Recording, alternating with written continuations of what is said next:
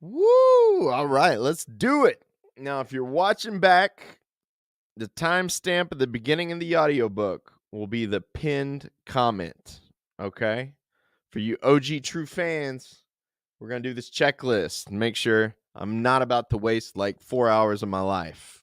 We're going to make sure everything's recorded correctly. So let's look at settings. Can I hear myself?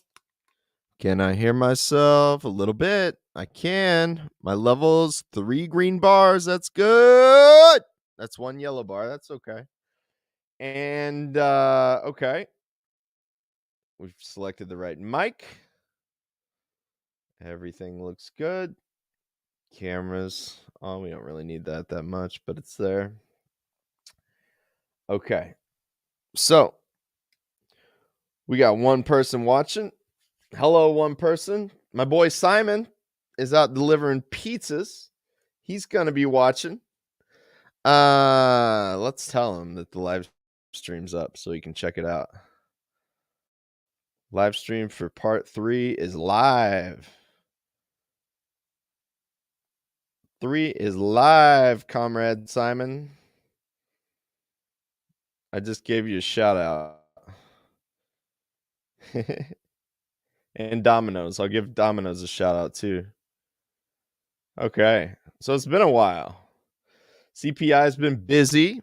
So I'd like to invite all my comrades here tonight. All my friends, all my well-wishers, all my haters. You give me the fuel I need to keep going. Appreciate you. Now, I'm always trying to upgrade the studio here. I bought this high-end antenna to help me reach the router upstairs a little better.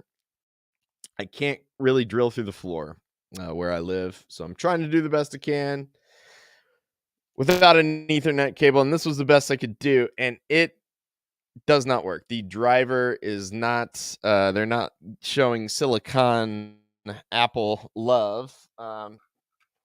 So still working on that. So this will be a little choppy. But if it gets too choppy to watch, I am also recording in GarageBand over here, a high quality version. All right. Hey, that's my boy Simon. Let's go. That's what Gen Z says. He's my Gen Z. My Gen Z. My Gen Z. Let's go. My high school teaching. Let's go. That's right. That's right. Okay, so Simon's here. That's all we need. Can't really trust this viewer thing. It said nobody was watching. Simon's here, so you know. All right, so let's see. Headphones, got the mic, got the levels right. We just need to get audio going. I need to check that the stream sounds okay on my phone. That's one of the checks. Once you do enough of these and you waste enough hours not checking, it's worth 5 minutes to not hate yourself here in a little.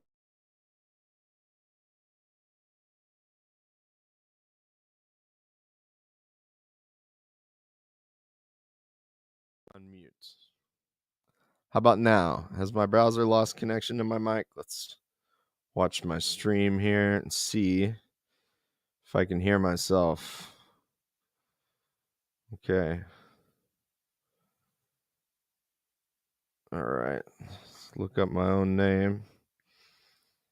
Always a narcissistic feeling. Shorting the euro is the new savings account. Okay.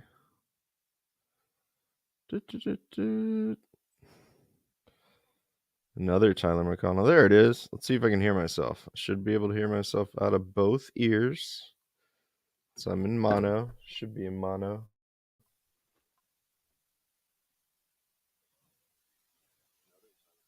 I'm listening. Sounds fine. Says Jane. Thank you, Jane. Let me try to turn this up and see.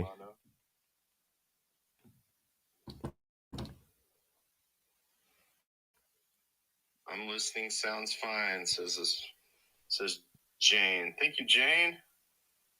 Let me try to turn this up and see.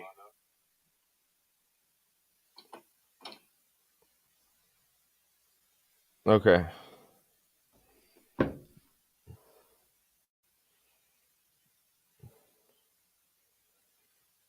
Okay.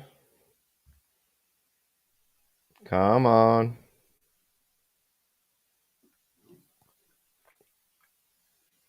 Come on. Where's the... Go to live.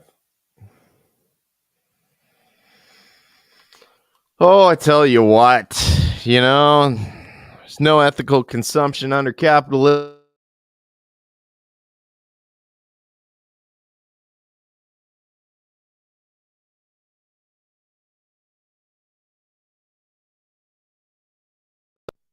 I think it's trying to switch to my headphones or something.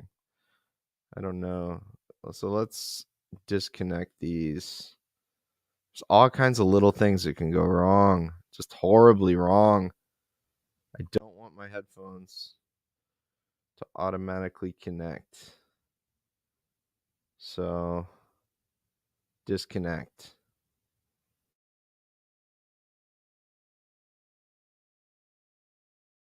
Muted again.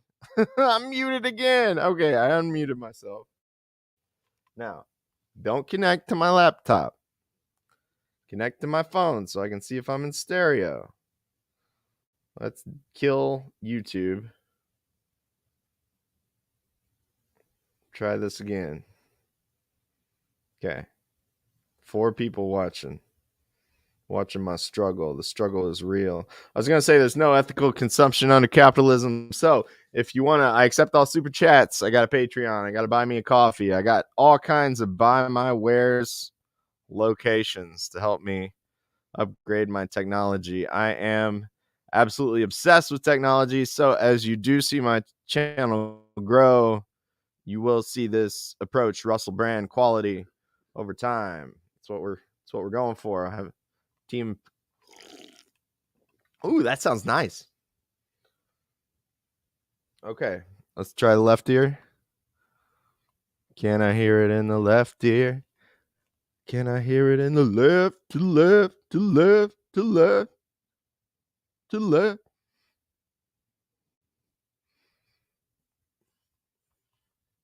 There we go. To the right, to the right, to the right, to the right, to the right, to the right, to the right, to the right. Oh man, we're golden. We're golden, people. We're rocking. Okay, enough foolishness. Enough foolishness. Although I do kind of like it when people are goofy on the internet. What are you doing on here? You're wasting time anyway. You're trying to learn something from our boy Caleb here. All right, so everything is good. Audio is most important, and that looks good. I need the 276 here. That looks good. That's all good. Okay. And now I'm going to be reading for like 3 or 4 hours. This is a heck of a chapter, But we're going to get through this whole book, and let's just get on it, because we're wasting daylight, even though I'm down here in the lighted basement. I'm imagine I'll get done around midnight. So anyway, for those of you still listening, I'm recording a high quality audio version of this in GarageBand. So if you want to check back in like I don't know, whenever I get this done, we'll eventually have a high quality version with chapters and whatnot. But this is just a fun way for me to perform in public and actually make myself do this work. So that is what we're doing here, and let's do it. So let's get the audiobook up. Let's share that screen. Share screen. Share screen. Entire screen. Screen 1. That is not the screen I wanted to share. This is the one I want. Okay. Is it there? It looks like it's there. Okay. That's the one we want. So I need to change the view so you can't see me in the side, because who cares? There's the whole book. That's what we want. Okay. And we're doing counter gangs and revolutionaries. So let's go over here and hit record in GarageBand. Let's find the right spot. And we're there. So here we go. And the recording button has disappeared. So let's do it like that. Move it right there. Okay. 1, 2, 3. Moment of truth. Go. 3.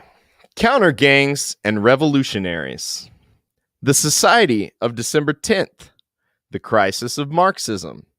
The Sorelian Critique of Marxist Organizing.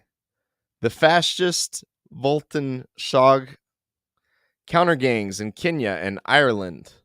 Fourth Generation Warfare. Brzezinski and the Late Cold War. Alexander Parvis and the Bolsheviks.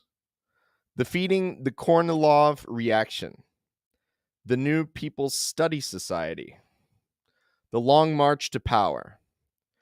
Top and Bottom Organizing. Counter Gangs in America. 2008 to 2011. The Left Failed. Black Lives Matter and Antifa. The Proud Boys.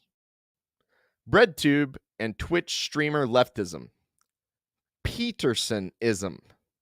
The Netflix cult obsession. A country without ideology? Marx's understanding of how socialism would emerge to replace capitalism was based on economics. He wrote in the Communist Manifesto, but with the development of industry, the proletariat not only increases in number, it becomes concentrated in greater masses. Its strength grows, and it feels that strength more. The various interests and conditions of life within the ranks of the proletariat are more and more equalized in proportion as machinery obliterates all distinctions of labor, and nearly everywhere reduces wages to the same low level. The growing competition among the bourgeois and the resulting commercial crises make the wages of the workers ever more fluctuating. The increasing improvement of machinery, ever more rapidly developing, makes their livelihood more and more precarious. The collusions between individual workmen and individual bourgeois take more and more the character of collisions between two classes. Thereupon, the workers begin to form combinations against the bourgeois. They club together in order to keep up the rate of wages. They found permanent associations in order to make provision beforehand for these occasional revolts. Here and there, the contest breaks out into riots. Now and then, the workers are victorious, but only for a time. The real fruit of their battles lies not in the immediate result, but in the ever-expanding union of the workers.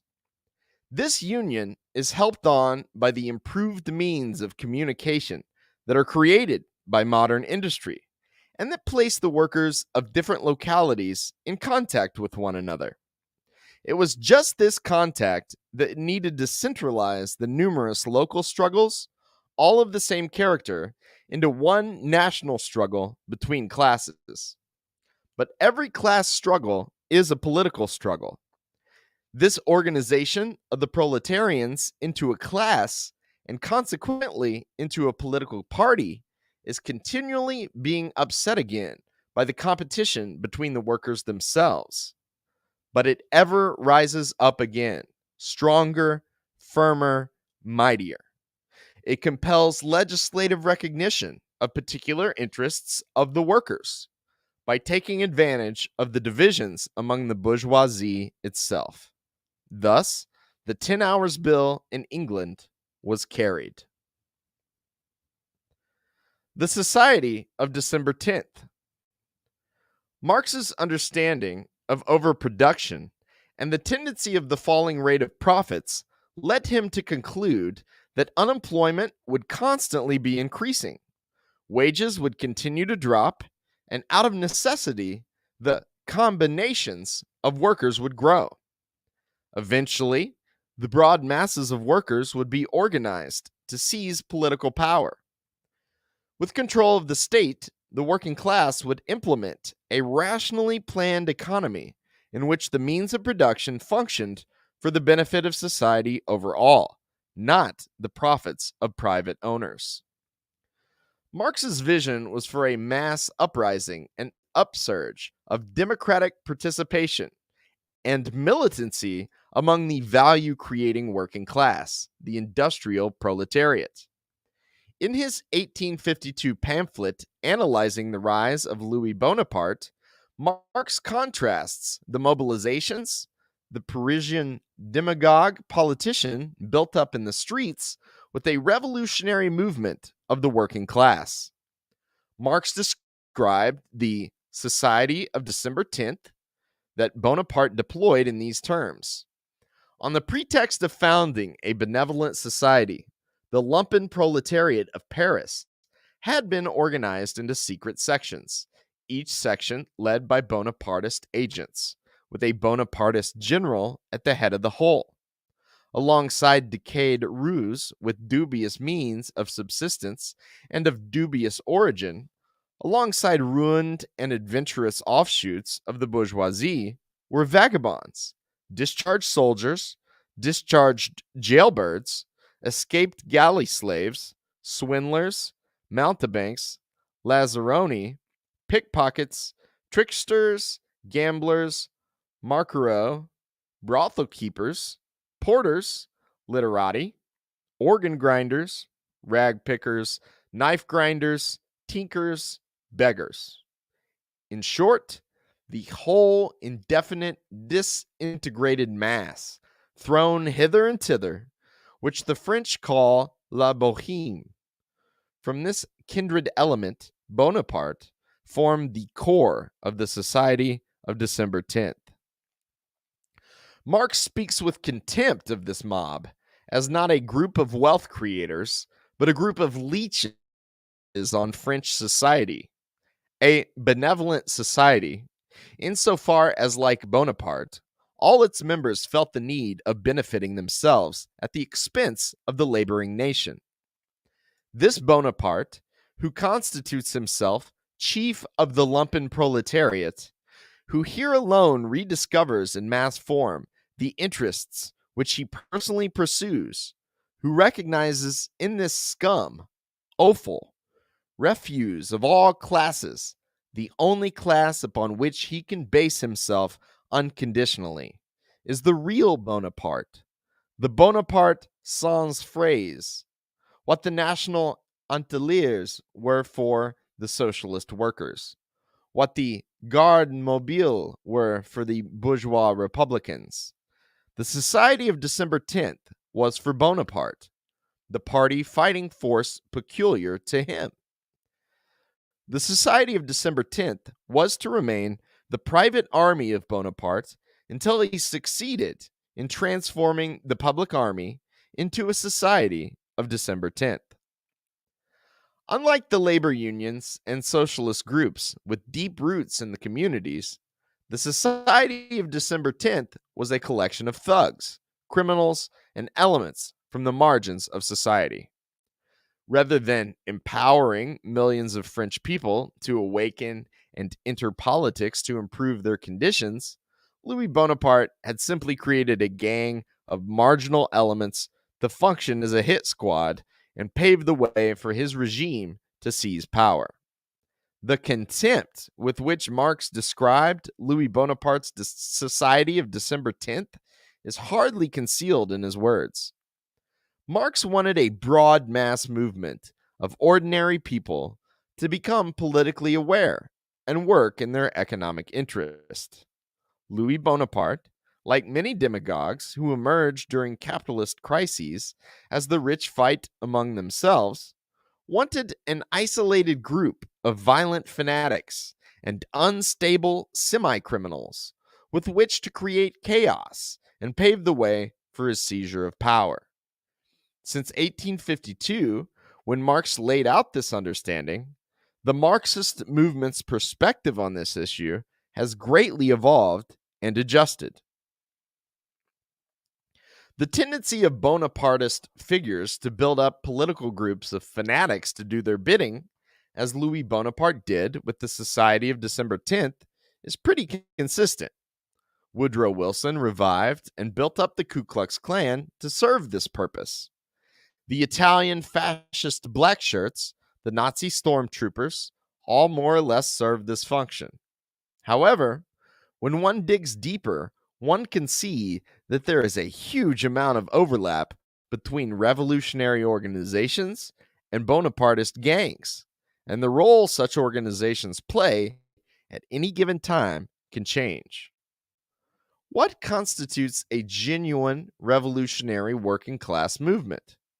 What constitutes a lumpen mob serving one section of the bourgeoisie? As one looks over the history of Marxist movement and political turmoil throughout the world, from Marx's day right up into the 21st century, it becomes clear that this differentiation has become completely muddled, and successful revolutionary movements and organizations often play multiple roles over the course of their development. The more important question, obviously, is what kind of revolutionary movement is needed in our time. Finding the answer requires us to dig through lots of complex and often obscured history. The crisis of Marxism. On the basis of Marx's intellectual guidance, the only Marxist movement sought to create organizations much like what is described in the Communist Manifesto.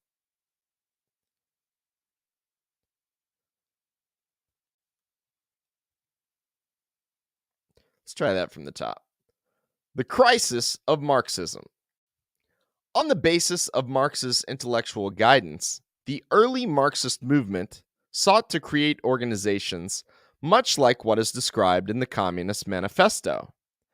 They sought to cultivate worker politicians, or members of the wealth-producing class, who enter politics on their own accord, acting in their own economic interests, and striving to move society towards socialism.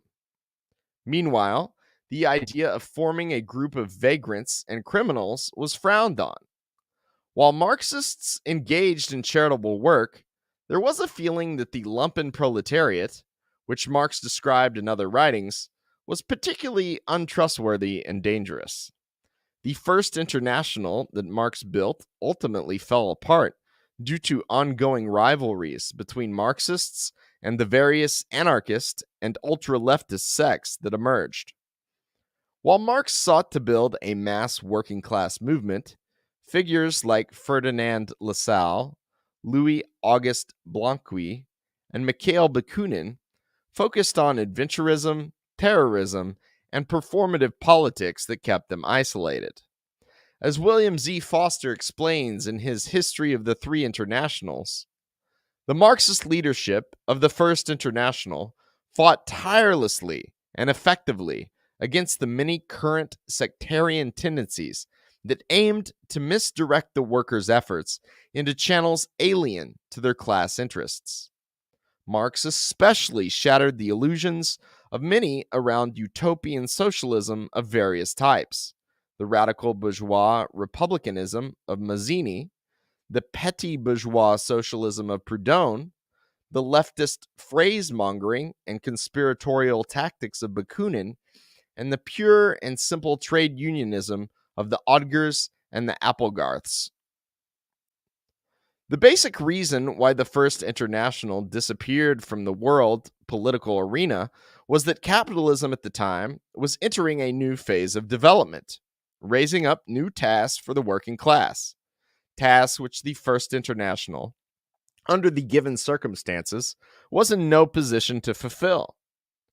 Karl Marx died in 1883, but his ideas significantly proliferated after his death. The Second International was founded in 1889, and across Europe in the 1890s, massive Marxist parties came into existence. As Marxism became wildly popular throughout Europe during these years, the movement used the term social democracy to describe itself, shunning the word communist because it was associated with ultra-leftists and anarchists whom Marx had disagreed with. The largest organization of the Second International was the German Social Democratic Party, led by Karl Kautsky. Labor unions, community associations, study centers, marching bands, choirs, kindergartens, and all kinds of other community associations that centered themselves around Marxist ideology emerged.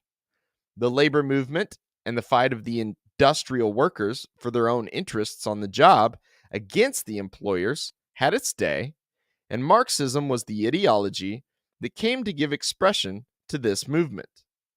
Members of parliament were elected from various social democratic and labor parties. But around the time of 1900, the Marxist movement entered a definitive period called the crisis of Marxism. Marx's ideas had proliferated into a huge mass movement, yet the revolution Marx envisioned had not come about. Furthermore, Marx's economic predictions were not exactly correct either.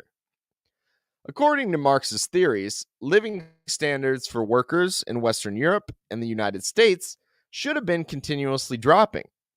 The problem of overproduction and the tendency of the falling rate of profits should have led to workers getting poorer and poorer, society becoming less and less stable, and the eventual revolutionary seizure of power by the industrial workers and their political movement. However, while technology was certainly advancing, the labor movement was increasingly able to win on the picket line.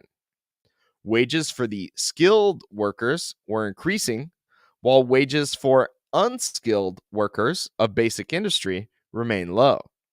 Society was stabilizing, and overall, living standards were rising as the gigantic capitalist firms based in Western countries spread their tentacles across the planet, raking in super profits as they carved out new markets in the colonized world. Capitalism was moving into its monopoly stage of imperialism, and it was Vladimir Lenin who had the knowledge of economics to point this out. As Lenin explained, imperialism is monopoly capitalism. Every cartel, trust, syndicate, every giant bank is a monopoly. Super profits have not disappeared. They still remain. The exploitation of all other countries by one privileged, financially wealthy country remains and has become more intense. A handful of wealthy countries, there are only 4 of them, if we mean independent, really gigantic, modern wealth. England, France, the United States, and Germany have developed monopoly to vast proportions. They obtain super profits, running into hundreds, if not thousands of millions. They ride on the backs of hundreds and hundreds of millions of people in other countries and fight among themselves for the division of the particularly rich, particularly fat, and particularly easy spoils. The bourgeoisie of an imperialist great power can economically bribe the upper strata of its workers by spending on this 100 million or so francs a year, for its super profits most likely amount to about 1,000 million. As Lenin understood, the economies of the Western imperialist powers were stabilizing as they raked in profits from all over the world. Meanwhile, a layer of labor leaders and socialists who were not revolutionary were being cultivated to maintain the imperialist system. In this context, Lenin argued that the energy in the socialist movement would come from the colonized world, where workers were fighting for their nations to be free, not from the industrial workers in the Western capitalist countries, who were becoming more and more comfortable and reformist. Lenin wrote, "On the one hand, there is the tendency of the bourgeoisie and the opportunists to convert a handful of very rich and privileged nations into eternal parasites on the body of the rest of mankind, to rest on the laurels of the exploitation of Negroes, Indians, etc., keeping them in subjection with the aid of the excellent weapons of extermination provided by modern militarism. On the other hand, there is the tendency of the masses who are more oppressed than before and who bear the whole brunt of imperialist wars to cast off this yoke and to overthrow the bourgeoisie.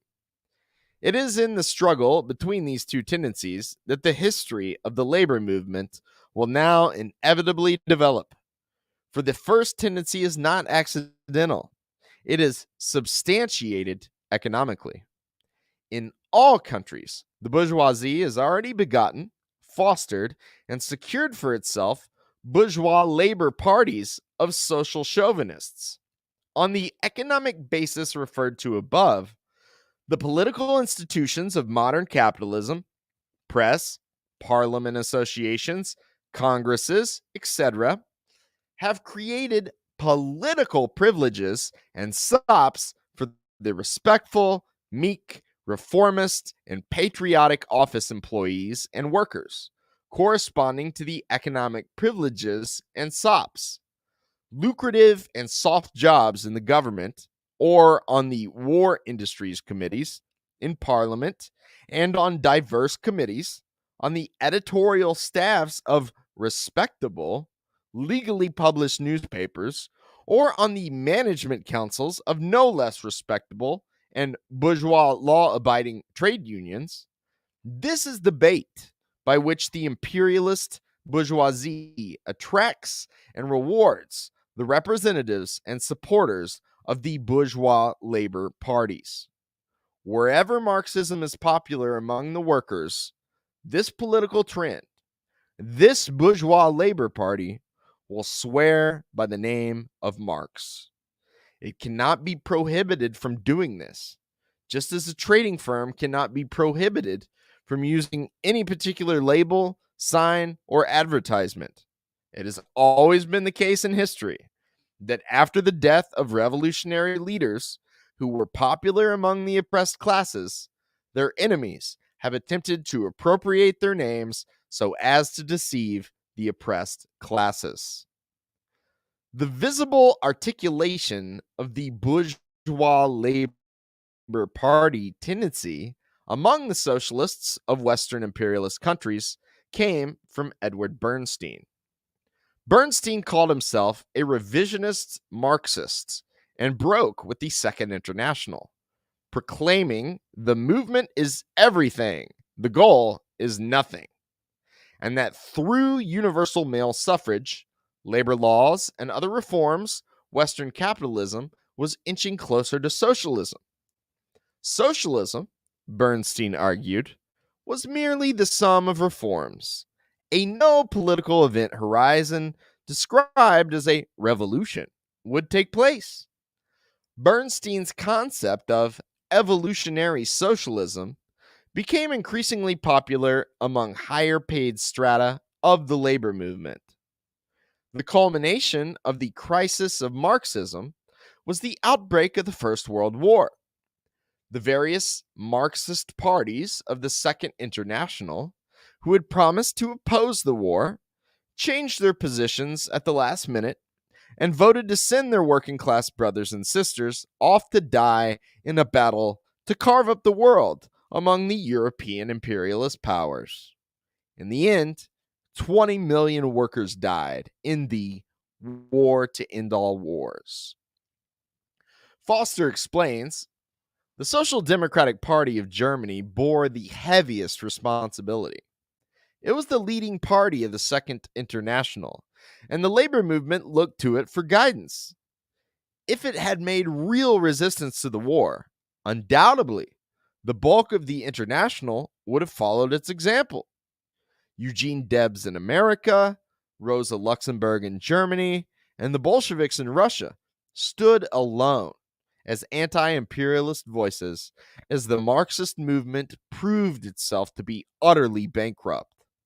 Lenin denounced the Second International as a stinking corpse. the Sorelian critique of Marxist organizing. In studies of the crisis of Marxism and its political interpretation, Marxists generally studied the vulgar reformism of Bernstein, the less obvious reformism and opportunism of Kautsky, and the ideological breakthroughs of Lenin with his understanding of imperialism and pioneering of Bolshevism.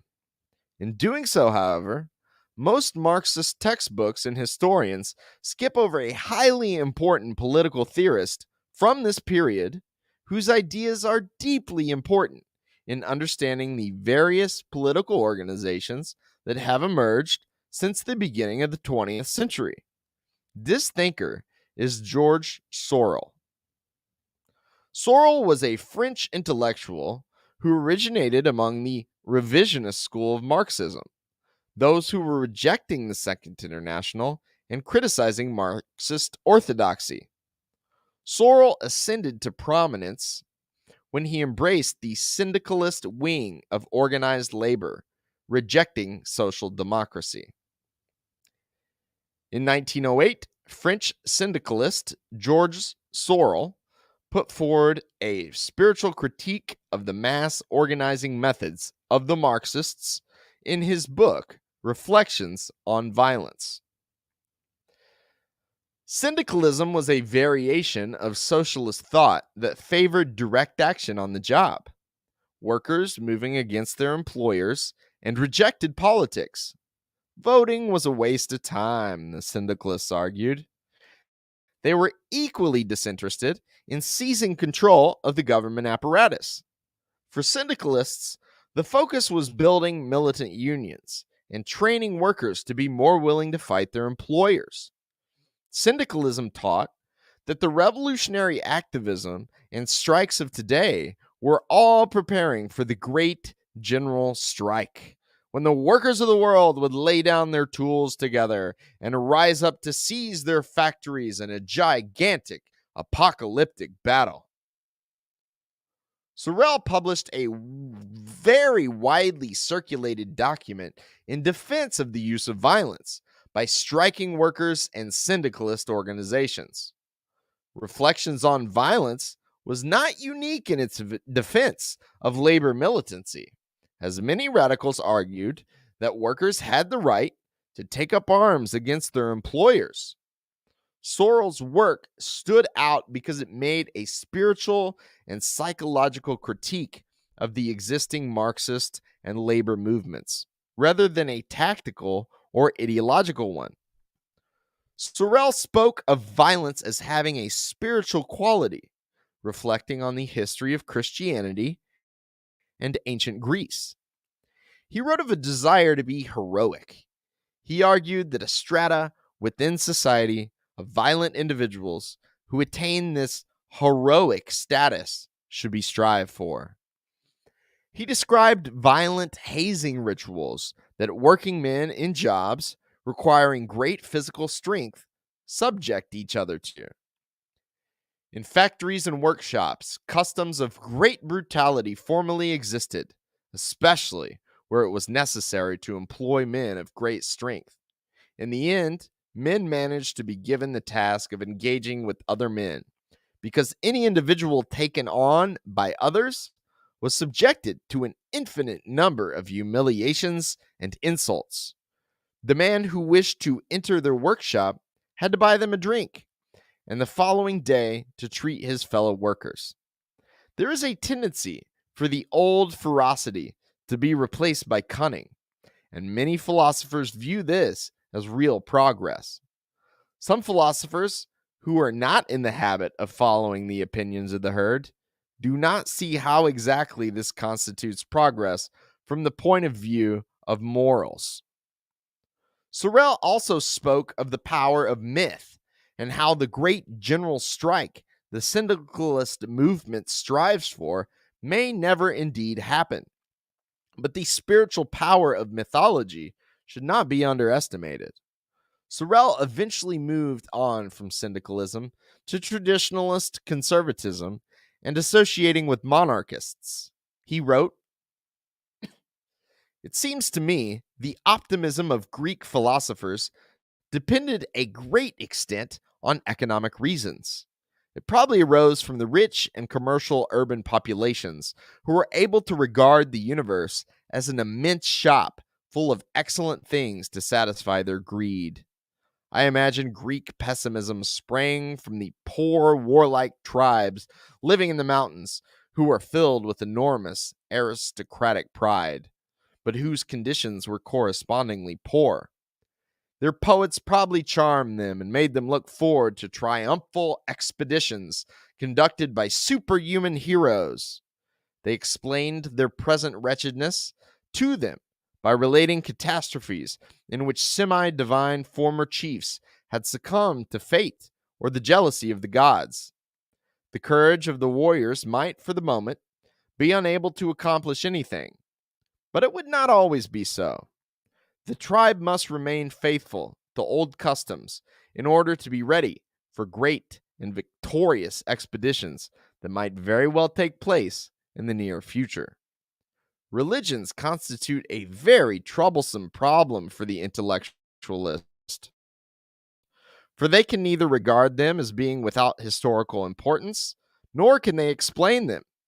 The ideas of socialism cannot be kept intact by diluting the phrases of Marx in verbose commentaries, but by continually adopting the spout of Marx, which is capable of assuming a revolutionary aspect. Sorel began seeing tradition, religion, nationalism, and social hierarchies as necessary in unleashing the kind of violent heroism his work idealized. At the time of his death, Sorel praised both Lenin and Mussolini. Edward Shills introduced Sorel's writings, saying, "Heroism and a sense of the sublime are the highest virtues. They are military virtues, and whether practiced inside of society, as in the case of civil war, or outside of society, in the case of national wars, they raise the dignity of the individual and endow him with all the price that dignity requires. Sorel's ethic is the ethic of the political sect living in the midst of continuous crisis, with all the streets of purity and all the fear of contamination by the affairs of this world which mark the sect. It is the ethic of crisis, and it is of a peace with expectation of an ever deepening, which is resolved ultimately only by an apocalyptic transformation in which everything is totally changed. In the life of a society, there were for Sorel only two possibilities.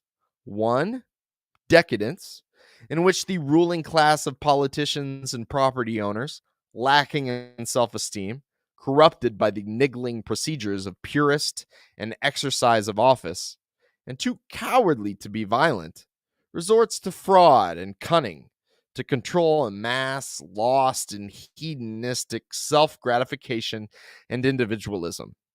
And the other, renaissance, in which the aspirants to rule or those already ruling, inflamed with their enthusiasm, their minds on remote goals, caring nothing for the immediate consequence of any action, but performing it because it is morally imperative.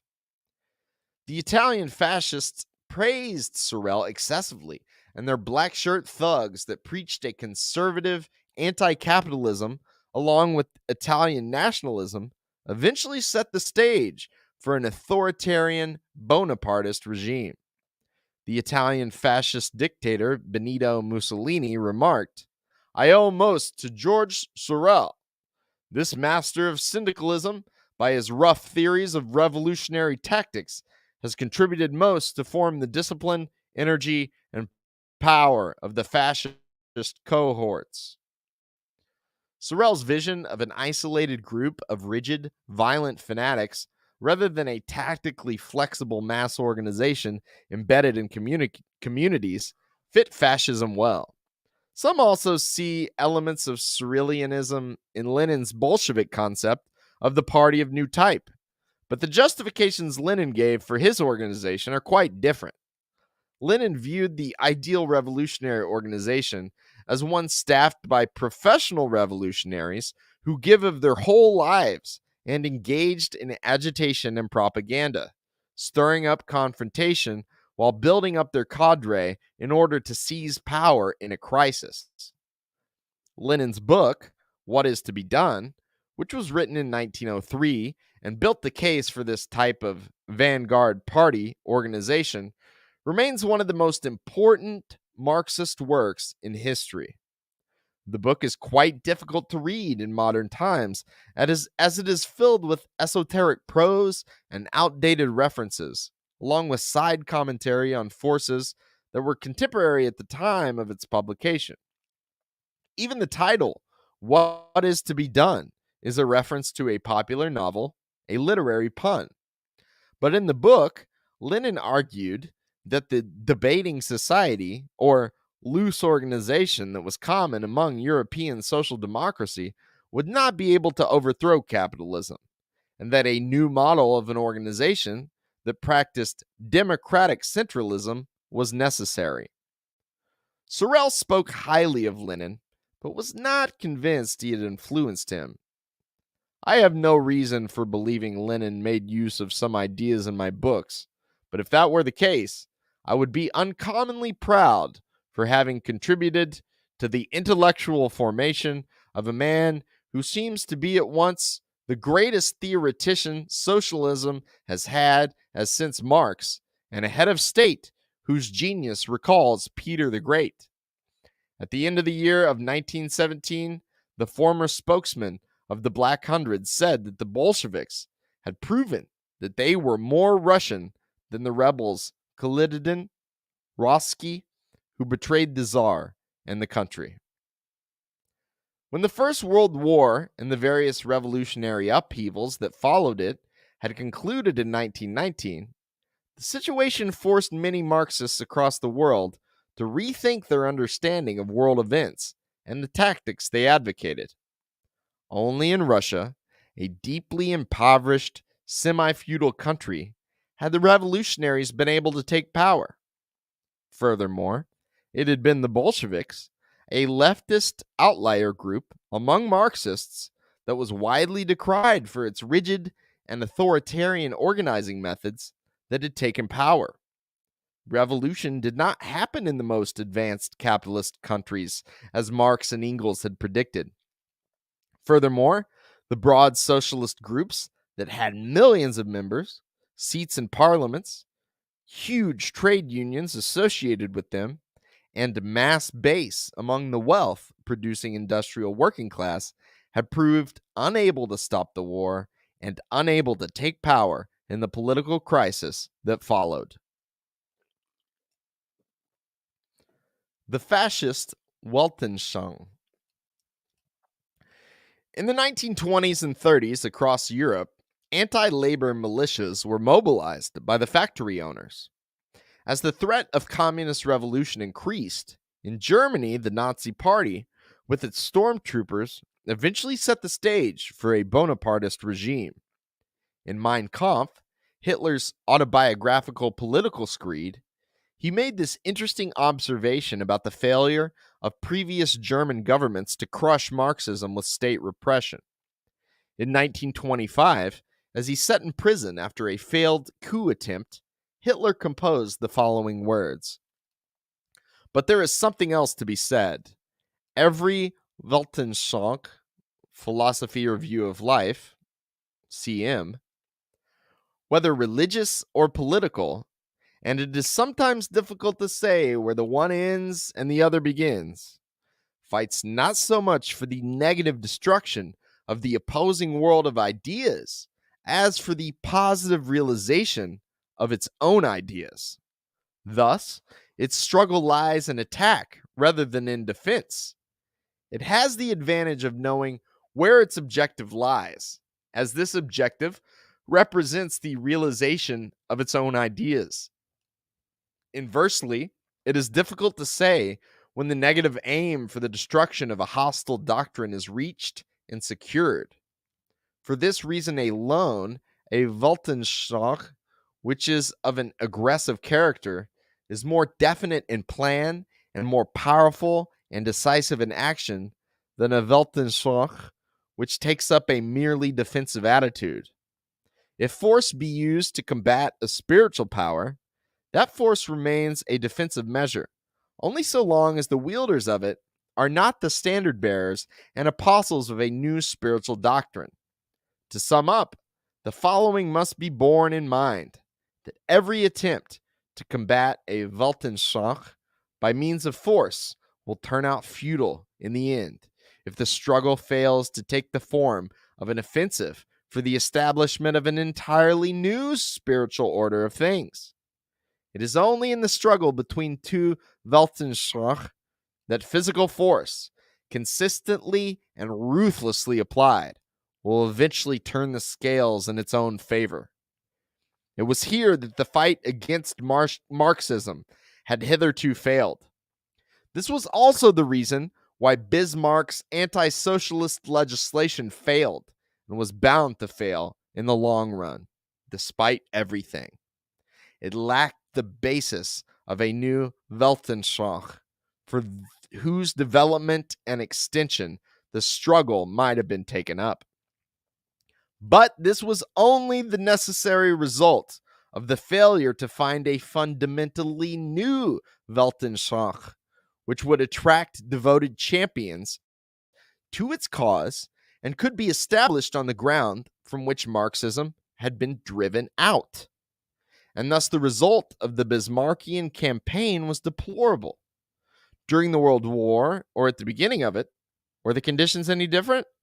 Unfortunately, they were not. The more I then pondered over the necessity for a change in the attitude of the executive government towards social democracy as the incorporation of contemporary Marxism, the more I realized the want of a practical substitute for this doctrine. Supposing social democracy were overthrown, what had one to offer the masses in its stead? Not a single movement existed which promised any success in attracting vast numbers of workers who would be now more or less without leaders, and holding these workers in its train.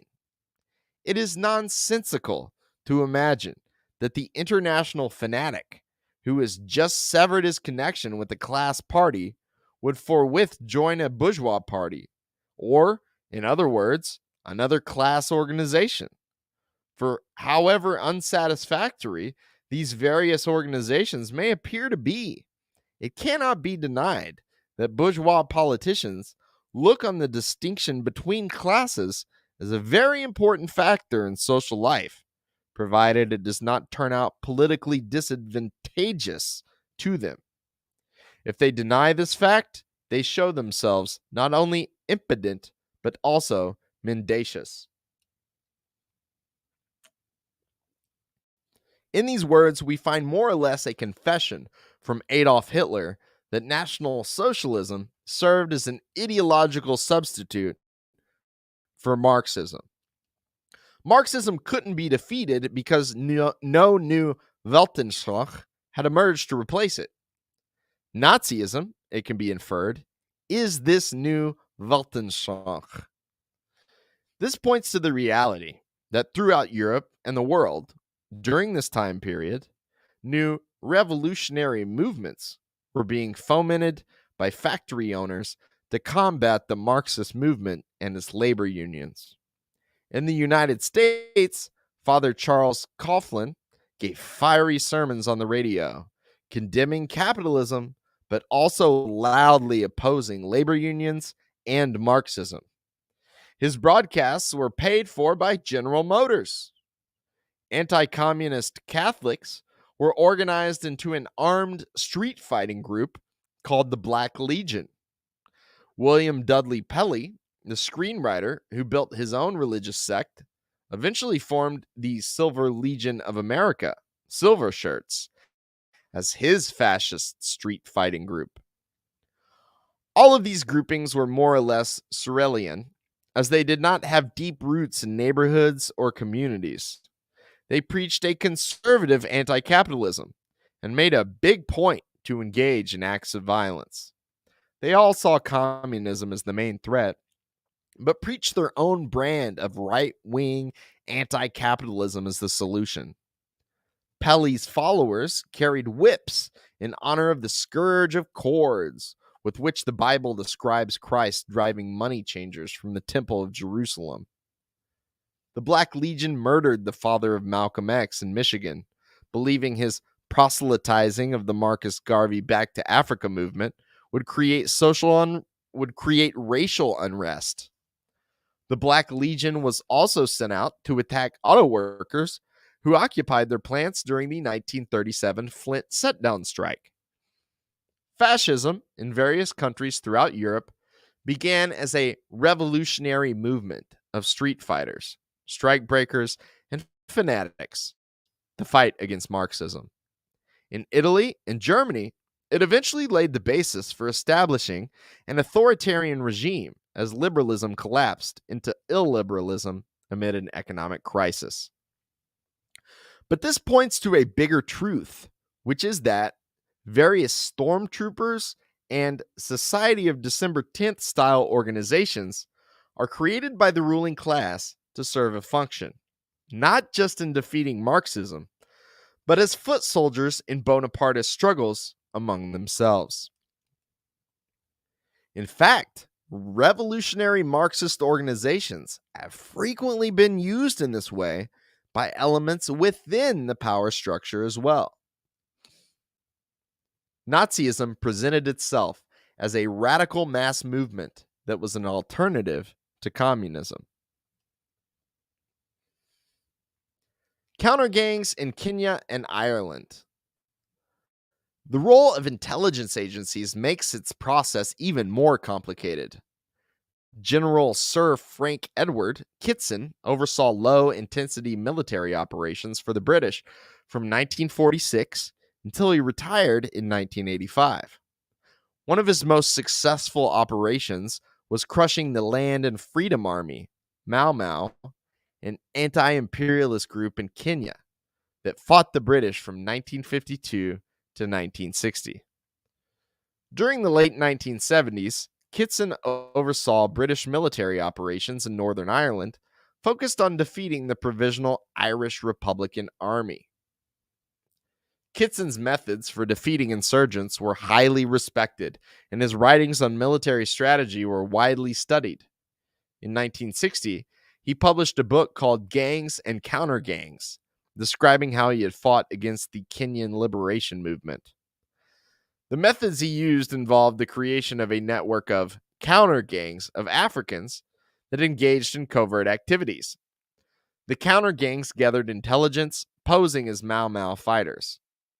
The counter-gangs also committed atrocities that were blamed on the Land and Freedom Army and alienated the local population from supporting the guerrillas. The counter-gangs spread disinformation and confused the population, sometimes claiming the Mau Mau were on the brink of surrendering and selling out the anti-colonial struggle. In an anti-colonial war, psychological operations are extremely important, Kitson noted. The resentment of black Africans against white colonizers had been the primary contradiction in the struggle and served to make the Mau Mau fighters popular with the Kenyan people. The job of British military intelligence and their counter-gangs was to muddy the waters and confuse the population so the Land and Freedom Army could be isolated and defeated. Eventually, Frank Kitson was sued by Mary Heenan, the widow of a man in Northern Ireland who was murdered by Protestant extremists in 1973. Proof was put forward showing that the Ulster Defense Association, an extra-legal group of terrorists who opposed the IRA, were in fact being directed and armed by the British government. It should be noted that as the Troubles progressed in Northern Ireland during the 1970s and 80s, culminating in the Good Friday Agreement of 1998 that ended hostilities, fighting between British troops and Irish resistance forces significantly decreased. The British government instead covertly funded Protestant extremists, and the IRA increasingly focused its efforts on self-defense against them. This gave the conflict more of an ethnic and religious character, making it appear much less like a national liberation struggle to observers. The main way the British government defeated the Provisional Irish Republican Army was through following fourth generation warfare strategies of low intensity conflict and covert operations developed by Frank Kitson. At the same time that Protestant fanatics were being funded, the United Nations, the Vatican, and a variety of nonprofits and NGOs funded peace marches and efforts to bring Protestant and Catholic communities together. This all culminated in victory for the British government and the surrender of the Provisional IRA in 1998. Kitson's method of manipulating the terms of the conflict in Northern Ireland, reframing it as a fight between Protestants and Catholics rather than a fight between the Irish and the British Empire, proved very successful.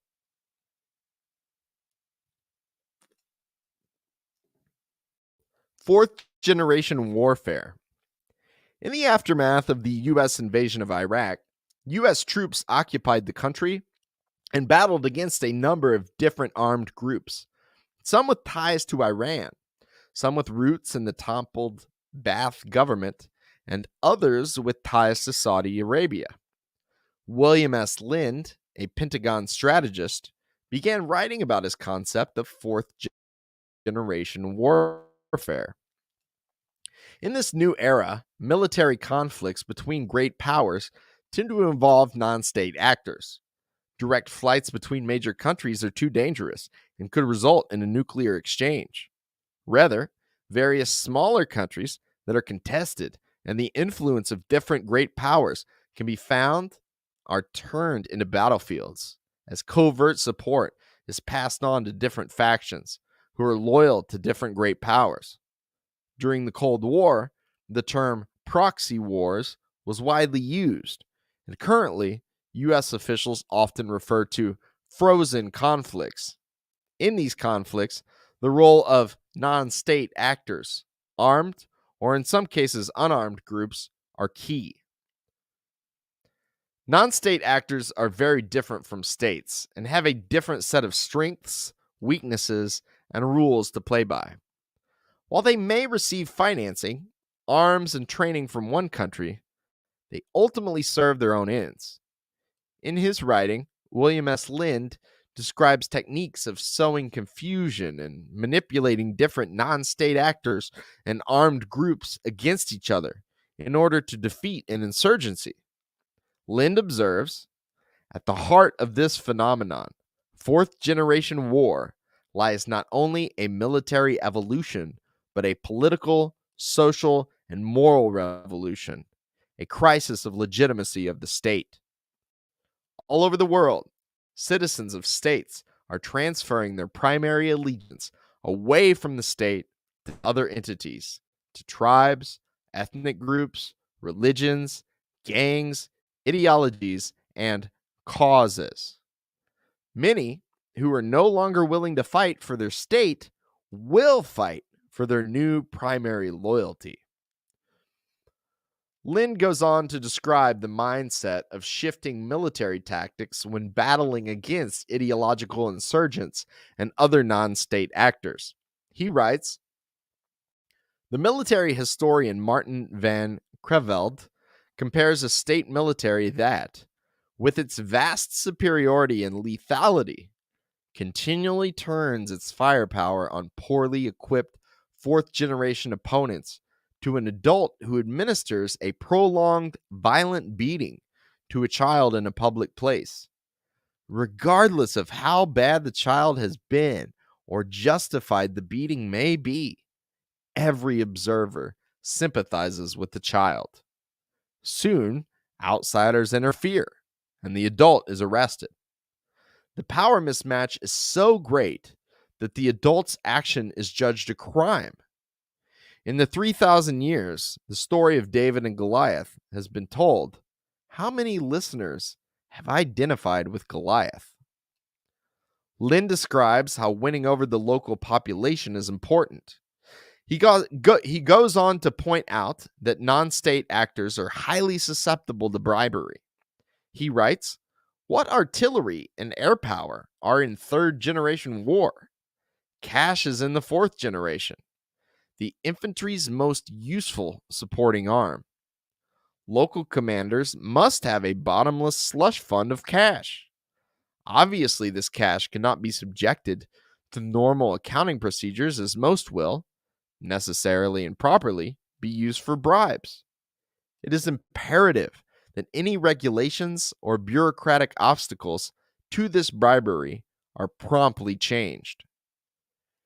He then goes on to say efforts should be made to conceal the brutality of suppressing the non-state actors that does prove to be necessary. One key to the mafia's success is to conceal the use of force. If an individual needs to be whacked, then it is usually done with little fanfare and in the shadows. The rule is no fingerprints. Unless there is a specific message aimed for a larger audience, people who are killed by the mafia are seldom found. This method usually requires patience. It often takes a long time for the right moment to present itself. Strategic circles in the Pentagon and American intelligence agencies have clearly spent a long time analyzing the roots of their failures in Korea and Vietnam. It's pretty clear that as the US was losing in Vietnam, the Cold War strategy was reshuffled. When one looks at the situation currently playing out in Ukraine, Venezuela, Nicaragua, Belarus, and many other countries, it's pretty clear the United States is utilizing methods of fourth generation warfare. Non-state actors, who are often much like the isolated groups of fanatics Sorel idealized, and whose members are often much like the lumpen marginal elements who made up Louis Bonaparte's Society of December 10th, are being armed by the United States to wage a covert war against Russia, China, and various socialist and anti-imperialist states.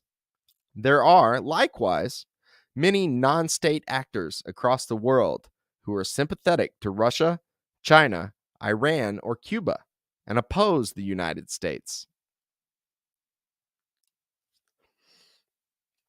Brzezinski and the Late Cold War.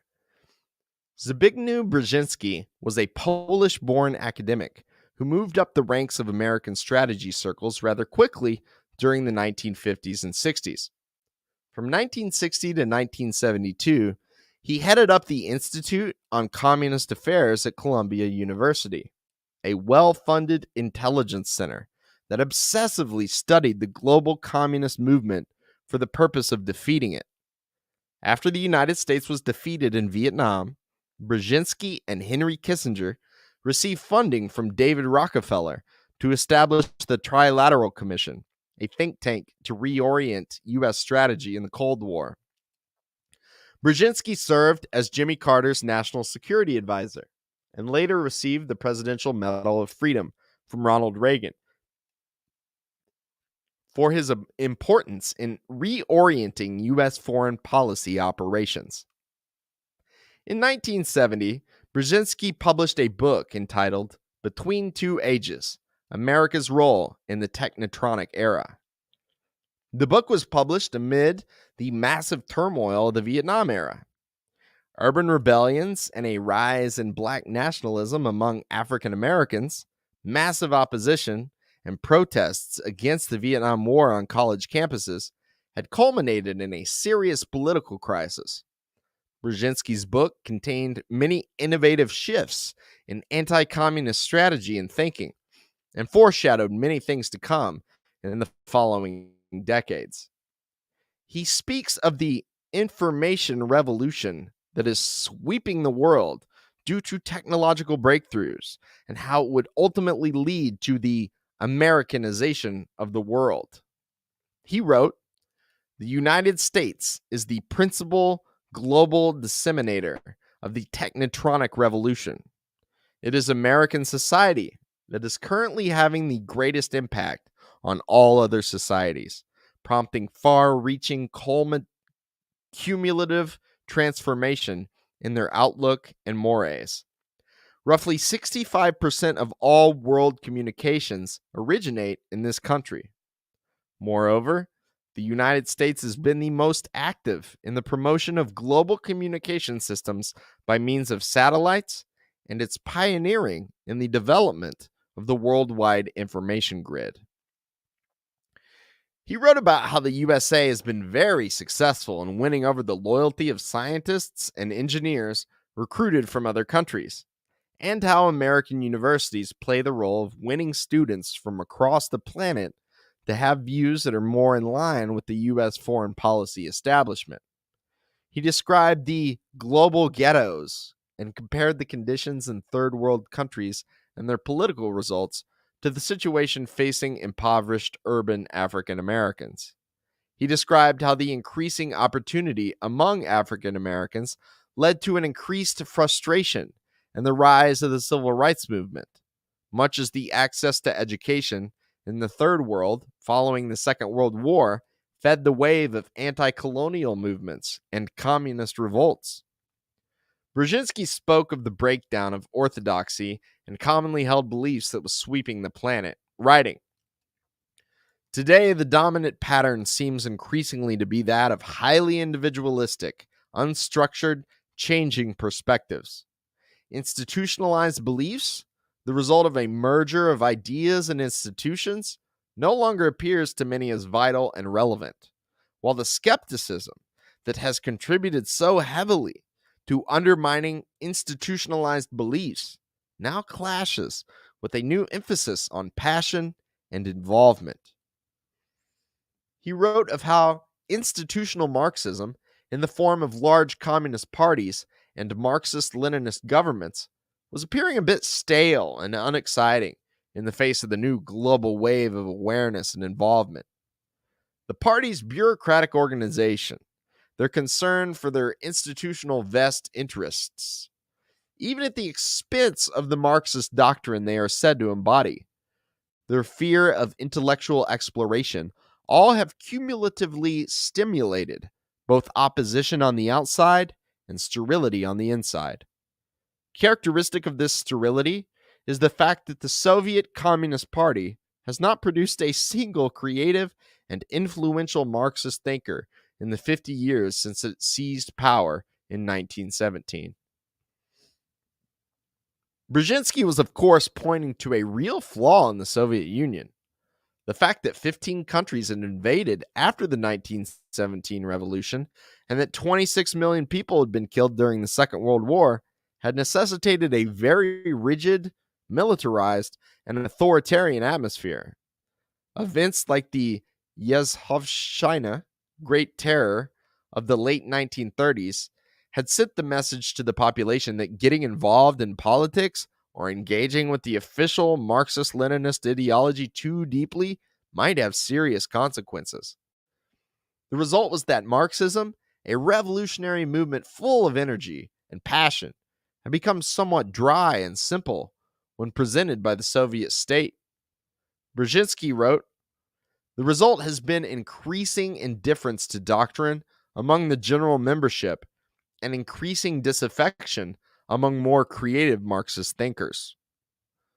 What is now a matter of public record and admitted fact is that while the Soviet-aligned parties had this increasing problem of bureaucratism, the U.S. intelligence agencies were doing their best to recruit disaffected intellectuals and seize control of Marxist thought for themselves. The Frankfurt School in West Germany, with thinkers like Herbert Marcuse, Theodor Adorno, and others, were funded by U.S. and British intelligence. Marxist magazines like Partisan Review, Der Monat, and Encounter were pushing an anti-Soviet brand of leftist politics that focused on cultural criticism. The central entity directing these operations was the Congress for Cultural Freedom, set up by the CIA in 1950, directed by Irving Kristol, the former Trotskyite who would eventually become the intellectual father of neoconservatism. Within the Soviet Union itself, the U.S. intelligence was cultivating a layer of dissident elements that would eventually overthrow socialism. In 1970, 19 years before the Berlin Wall fell, Brzezinski writes, "It may be expected that the 1970s will witness the spread to the Soviet Union of convulsions similar to those that Spain, Yugoslavia, Mexico, and Poland began to undergo in the 1960s. The Soviet student population doubled during the 1960s. The 1970s will probably see the sexual revolution to the more urban Soviet centers, and the party ideologues will not find it easy to accommodate within the prevailing official mores." As a U.S. intelligence strategist, Brzezinski announced his full support for the dissident New Left elements in the Soviet Union. He wrote, "It is not exaggeration to say, though some anti-communists may be loath to admit this, that the peace of mankind in large measure depends on the Soviet Union's return to the Occidental Marxist tradition from which the more Oriental Leninism-Stalinism had diverted it, but not necessarily the outright abandonment of Marxism." What Brzezinski described was exactly what American intelligence did during the late Cold War years. It cultivated a layer of dissident students to sow unrest in the Eastern Bloc, most of which did not want to restore capitalism, but simply to establish socialism with a human face, or democratic socialism. However, amid the unrest these students generated, Western capitalism took control and instituted harsh neoliberal austerity. The economic devastation that followed the breakup of socialism across the former Soviet Union and Eastern Europe was devastating. Millions died, fled their countries as refugees, became victims of human trafficking, or otherwise suffered from extreme poverty. In Brzezinski's 1970 text, he went on to describe the New Left in the United States, pointing out that it wasn't really a threat to the power structure. He wrote, "During the 1930s, radical movements had a real basis for hope to radicalize the American laboring masses who were suffering due to the deprivations of the Great Depression and only then beginning to develop organizational consciousness. There was, in effect, at least potential for historical symbiosis and the frustrated and impoverished masses. Today, the situation is entirely different." Brzezinski quotes the work of those who investigated student unrest, only to discover that psychological unease and depression was the primary motivation for involvement in campus activism during the 1960s. Statistics showed that visits to psychologists and mental health professionals on campuses decreased significantly during upsurges of activism, with mentally ill students finding an outlet for their feelings. He quotes observers who noted that deep dissatisfaction with themselves and inner confusion is projected against institutions of the university first and against all institutions of society secondarily, which are blamed for their own inner weakness. Brzezinski's analysis of the 1960s campus activists was quite different from that of the Nixon administration and the hardline anti-communist right wing. It is an escapist phenomenon rather than a determined revolutionary movement. It proclaims a desire to change society, but by and large only offers a refuge from society. It provides a psychological safety valve for its youthful militants and a sense of vicarious fulfillment for its more passive, affluent, older admirers. Brzezinski warned that a heavy-handed response to the student left from the government could harden young activists into real revolutionaries. He warns that a violent left could replace the new left, not from the idealistic young people who infuse it with zeal and confusion, but from those among them who have been hardened, disillusioned, and embittered by their experiences in prisons and penitentiaries. These men will be psychologically prepared for real violence, and they will dismiss as child's play the set downs and raids on deans' offices. American society would then have to confront a real internal threat. In essence, Brzezinski's 1970 piece laid out a reorientation of Cold War strategy. In the 1950s, the U.S. government cracked down on the Communist Party, as well as homosexuals, dissident intellectuals, and others. This produced a negative reaction among the public and youth in particular, whose values and relationship to authority was changing as a result of the technological revolution and new access to information. Brzezinski argued the new left that emerged in response to the failure of McCarthyism did not represent a threat of communist revolution, but just a new wave of social liberalism and ideological deconstruction. Rather than fighting the new left, U.S. intelligence could simply hijack it and use it to dismantle socialism in the Eastern Bloc and win the Cold War. This, of course, involved funding, arming, and covertly supporting a lot of Marxists, socialists, and revolutionaries who would serve U.S. geopolitical ends. Brzezinski's foreign policy strategy school at Columbia University directly educated Barack Obama. Biden's administration is also dominated by the school of thought that solidified itself during the Carter years. This strand of Brzezinski-esque thinking represents the overall worldview of the many academics cultivated by the Rockefeller ultra-monopolists in oil, the government-spawned Silicon Valley tech oligarchy, and a very solid axis within the U.S. power structure. Brzezinski spends pages reflecting on the Americanization of the world that will result from the information revolution. This has largely been achieved with American culture, free market policies, and social liberalism going global. But in the 21st century, big sections of the world are rejecting it. Meanwhile, big sections of America also object to being Americanized, as it means the economic and social destruction of their communities and values. Alexander Parvus and the Bolsheviks. The strategy of covertly utilizing or manipulating leftist organizations for geopolitical aims did not begin with the United States during the late Cold War. To think that the various Marxist, social democratic, and syndicalist groups of Europe prior to 1917 were not manipulated or used by various states against each other is completely naive. One of the most solid bits of proof we have that this strategy of intelligence agencies utilizing Marxists and socialist organizations in this era comes from the documented activities of Alexander Parvus.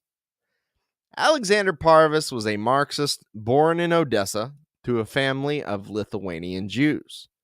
He was a very prominent figure in the revolutionary movements of Europe from 1900 up to the Russian Revolution. He is also known to have been employed by the German intelligence agencies. Leon Trotsky credits Parvus with having originated the ideas he eventually fleshed out into his theory of permanent revolution. In his autobiography, Trotsky wrote, "Parvus was unquestionably one of the most important of the Marxists at the turn of the century. He used the Marxian methods skillfully, was possessed of wide vision, and kept a keen eye on everything of importance in world events. This, coupled with his fearless thinking and his virile muscular style, made him a remarkable writer. His early studies brought me closer to the problems of the social revolution and, for me, definitely transformed the conquest of power by the proletariat from an astronomical final goal to a practical task for our own day." Leon Trotsky's mentor, who originated the concept of permanent revolution, was a German intelligence officer and arms dealer named Alexander Parvus. He arranged for the German government to aid Lenin in returning to Russia in 1917.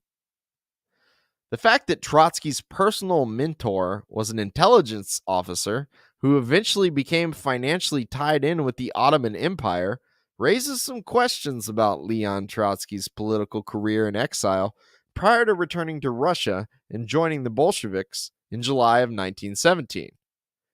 Trotsky spent his years in exile in London, Paris, and eventually New York City. He broke with Lenin in 1903 and refused to join the Bolshevik Party of New Type, and instead attempted to form his August Bloc that would be a more radical wing of the Menshevik Social Democrats. With Parvis as his advisor and handler, Trotsky's primary disagreement with Lenin focused on a call for a United States of Europe. Trotsky argued that nationalism and borders were an impediment to working class solidarity, and that the socialist movement should focus on calls for some kind of European Union, a single government for all Western European states. Lenin denounced the idea of unifying the imperialist powers, accusing Trotsky and the many social democratic leaders who called for this of working hand in glove with the imperialist bourgeoisie precisely towards creating an imperialist Europe on the backs of Asia and Africa. Indeed, it seems that the notion of unifying the European mainland into a single government is something that the German imperialist bourgeoisie was strongly in favor of as a means of reducing the influence of Britain and the United States, their imperialist rivals. The fact that Trotsky would argue for such a position, with the German intelligence officer nudging him along, makes perfect sense. Trotsky's theory of permanent revolution, arguing that third world countries could be seized by proletarian parties and transformed into base areas to spread communism to the West, must also be examined in this light. Parvis and the Germans were not alone in conducting such covert operations. It also seems quite well documented that the British intelligence agencies had their fingers in various socialist, anarchist, and nationalist groups throughout the European mainland as well. Parvis functioned as an arms dealer, owning a weapons trading company based in Istanbul. He eventually became a political advisor to the Young Turks and a personal millionaire. As the First World War broke out, Parvis was closely involved in military operations and arms shipments between the Ottoman government and the Germans. Amid all of this, he took a trip to Switzerland, where Lenin was living in exile, and established a relationship with the Bolshevik Party's leadership. Parvis began funneling money to the Bolshevik organization in Russia through Russian immigrants living in Paris. In 1915, he presented the German government with a 20-page document called A Preparation of Massive Political Strikes in Russia. The proposal indicated that the Bolsheviks could be used to cripple war production and enable the Germans to win the war. When Tsar Nicholas II abdicated the throne in February of 1917, Parvis had further plans for his Bolshevik friends. It is widely understood, though debated, that Parvis met with Lenin in Switzerland on April 13th. Lenin returned to Russia on April 16th with his famous April Theses, preparing the Bolsheviks to take power, which they did in October of the same year. How much money, weaponry, or other covert support Parvis and German intelligence provided to the Bolsheviks is unknown. Obviously, the Bolsheviks did not take power simply as the result of a German intelligence conspiracy. The Bolsheviks had no loyalty to the German Kaiser, and just a year after they took power, the new Soviet government was providing military support to armed uprisings in Germany. Defeating the Kornilov reaction. The primary factor in the Bolsheviks taking power was their opposition to the First World War. After the Tsar abdicated, Alexander Kerensky established the provisional government with the intention of holding an election of a constituent assembly that would compose a new democratic constitution for Russia. Kerensky continued fighting the war, despite the mass defections and strikes crippling the military. The Menshevik Party supported the war, as did many of the various social democrats and Marxists in Russia. The Bolshevik Party was distinguished by its opposition to the war. When Lenin returned to Russia in April of 1917, he ordered the Bolshevik Party to change its official name from the Russian Social Democratic Labor Party Majority Group, Bolsheviks, to the Russian Communist Party Majority Groups, Bolsheviks. The designation of communist was chosen to replace social democratic because the various social democratic parties throughout Europe had supported the war. The Bolsheviks spent July of 1917 leading strikes with the slogan, "Down with the war." It's clear that in their efforts, the Bolsheviks had support from a big section of the Russian capitalist class that did business with the Germans. While the Russian state was primarily loyal to the British and Americans, their primary business partners, Germany, had a lot of influence in the Russian economy. A big section, though not a majority of the Russian capitalist class, wanted to end the war and resume making profits in trade with Axis countries. The decisive moment in the Russian Revolution came in September of 1917, when General Lvir Kornilov began marching his troops towards St. Petersburg. Kornilov felt the provisional government was too weak in crushing the anti-war strikes, and he intended to establish a military regime to aggressively continue the war and crush the unrest. The official History of the Communist Party of the Soviet Union, short course, lays out events this way. The counter-revolutionary General Kornilov bluntly demanded that the committees and Soviets be abolished. Bankers, merchants, and manufacturers flocked to Kornilov at general headquarters, promising him money and support. Representatives of the Allies, Britain and France, also came to General Kornilov, demanding that action against the revolution be not delayed. General Kornilov's plot against the revolution was coming to a head. Kornilov made his preparations openly. In order to distract attention, the conspirators started a rumor that the Bolsheviks were preparing an uprising in Petrograd to take place on August 27th, the end of the first 6 months of the revolution. The provisional government, headed by Kerensky, furiously attacked the Bolsheviks and intensified the terror against the Proletarian Party. At the same time, General Kornilov massed troops in order to move them against Petrograd, abolish the Soviets, and set up a military dictatorship. The Bolsheviks mobilized a military defense of St. Petersburg from an attempted coup by General Lvir Kornilov. Amid the crisis of a war, economic downturn, and continued revolts, Kornilov was an aspiring Bonapartist. He sought to liquidate the crisis as the military strongman. The Kerensky government feared for its life, and just like the anti-war capitalists, now the pro-war capitalists who favored Kerensky were forced to align with the Bolsheviks. The Bolsheviks prepared a military defense of St. Petersburg, barricading the city and arming the population.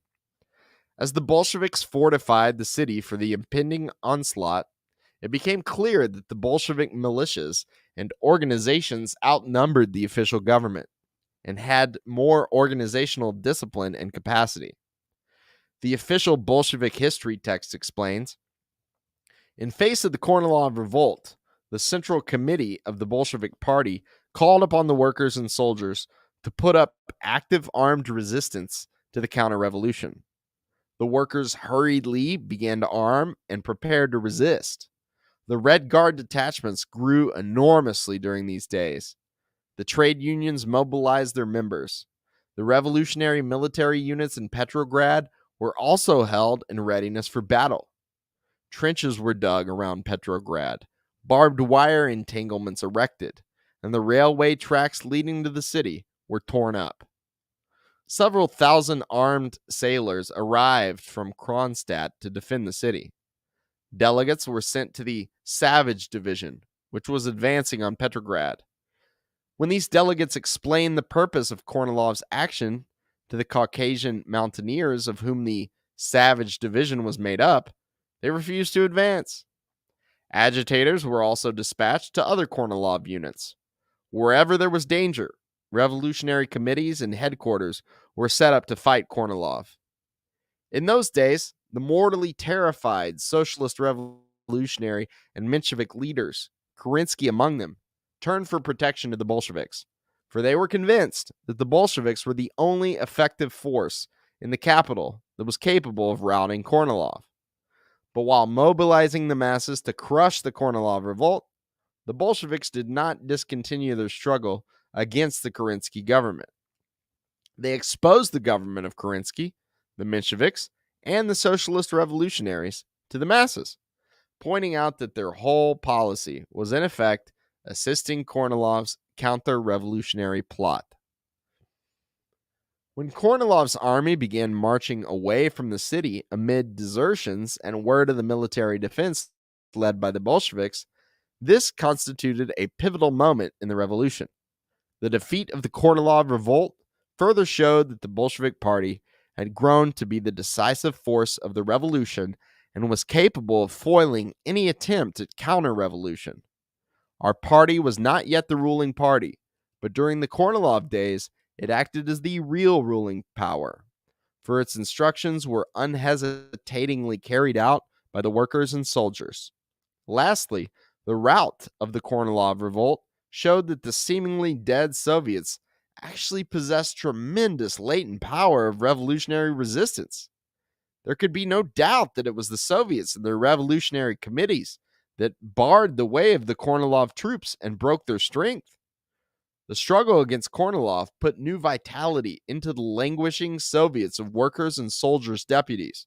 It freed them from the sway of the policy of compromise. It led them into the open road of revolutionary struggle and turned them towards the Bolshevik Party. The influence of the Bolsheviks in the Soviets grew stronger than ever. Their influence spread rapidly in the rural districts as well. The Bolsheviks had protected the provisional government and in the process built up their own forces to a huge significance. Shortly after defending the Kerensky government in September, the Bolsheviks toppled it in October, declaring the Soviets, revolutionary councils, to be the new government. Were the Bolsheviks a counter gang? Not exactly. The Bolsheviks were not a mass party as the European Social Democrats that made up the Second International had been.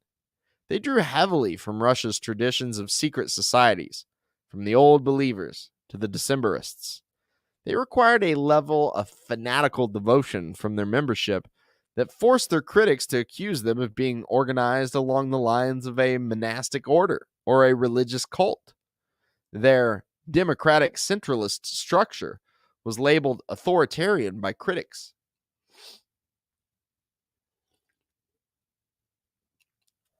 The Bolsheviks received financial support from the German government, as well as from domestic Russian capitalists who wanted to end the war.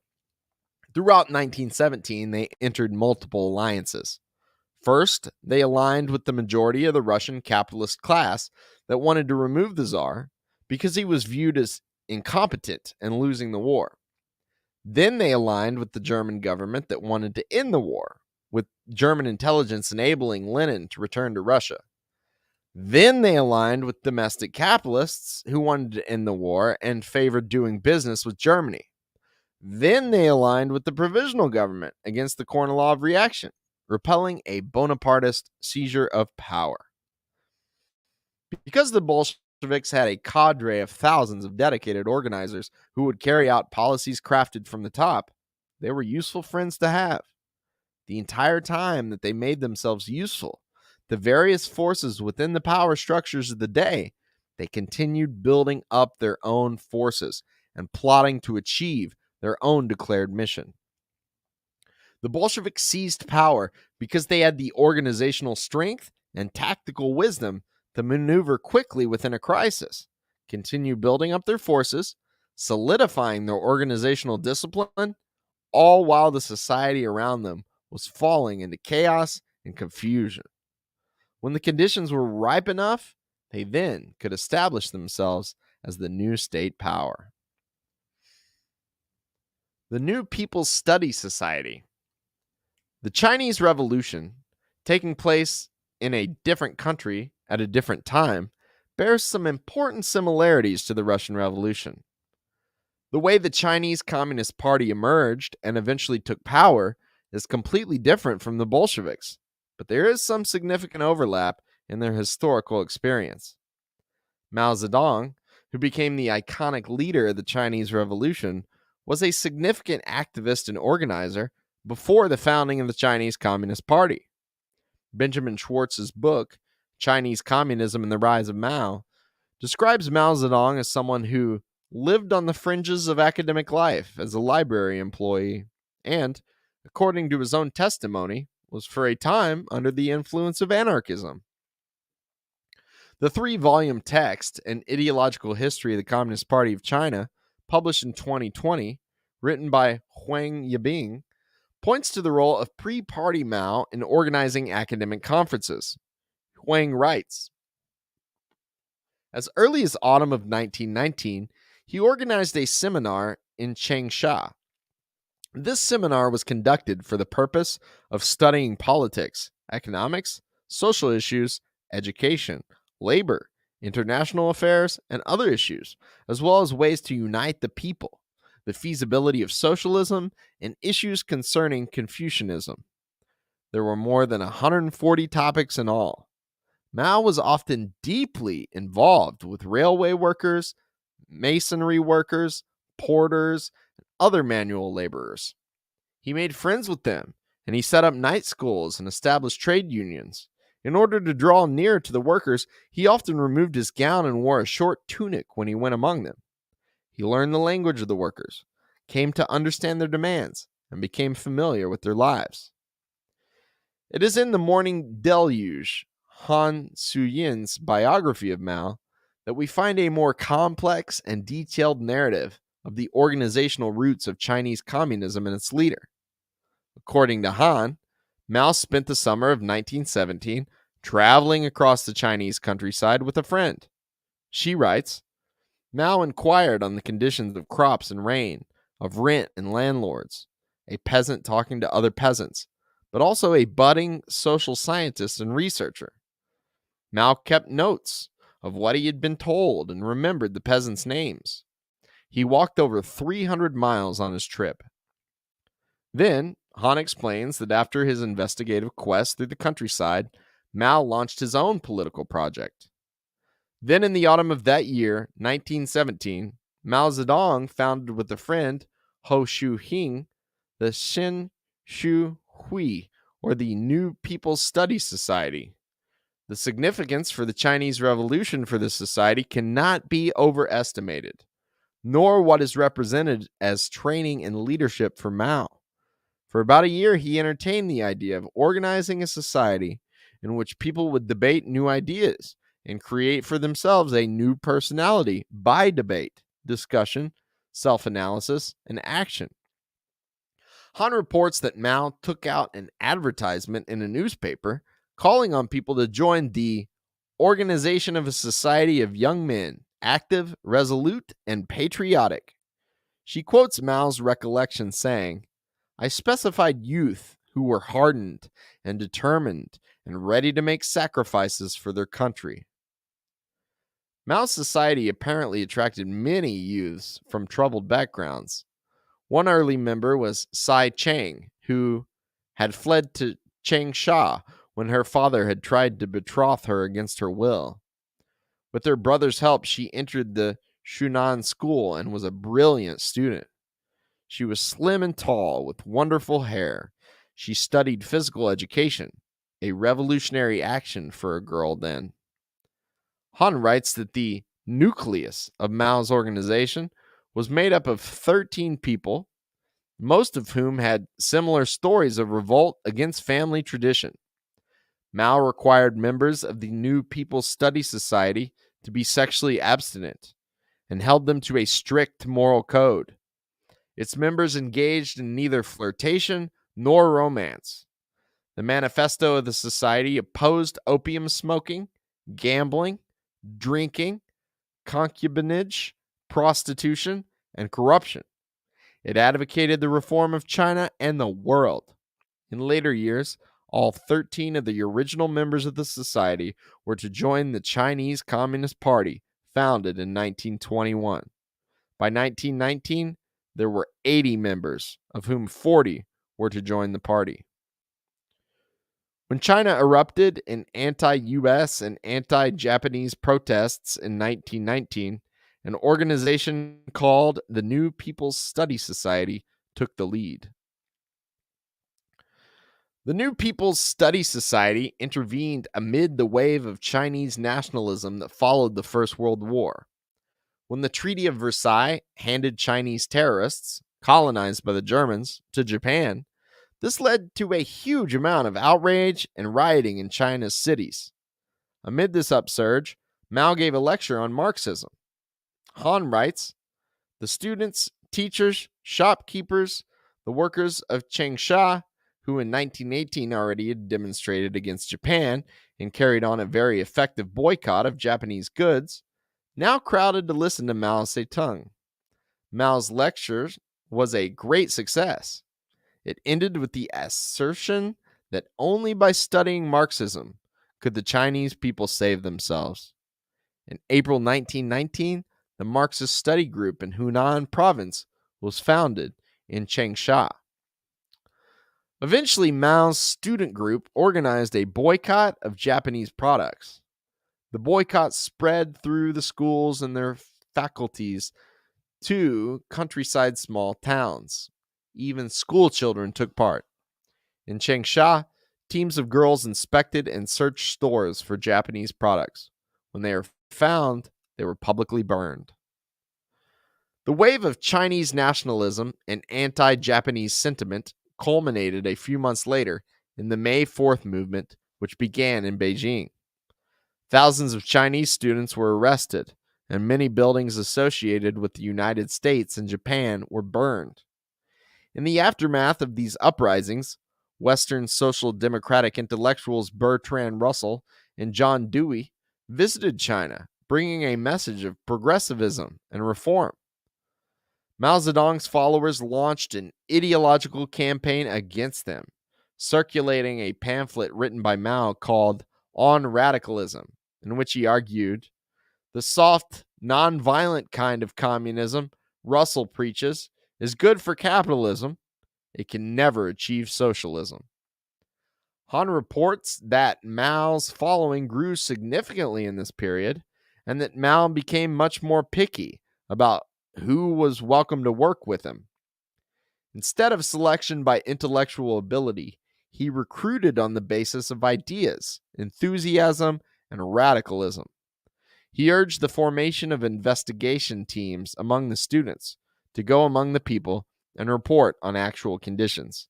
And he began a revolt against Cheng Qingyao, the provincial governor, who seems to have been an extremely corrupt and evil man.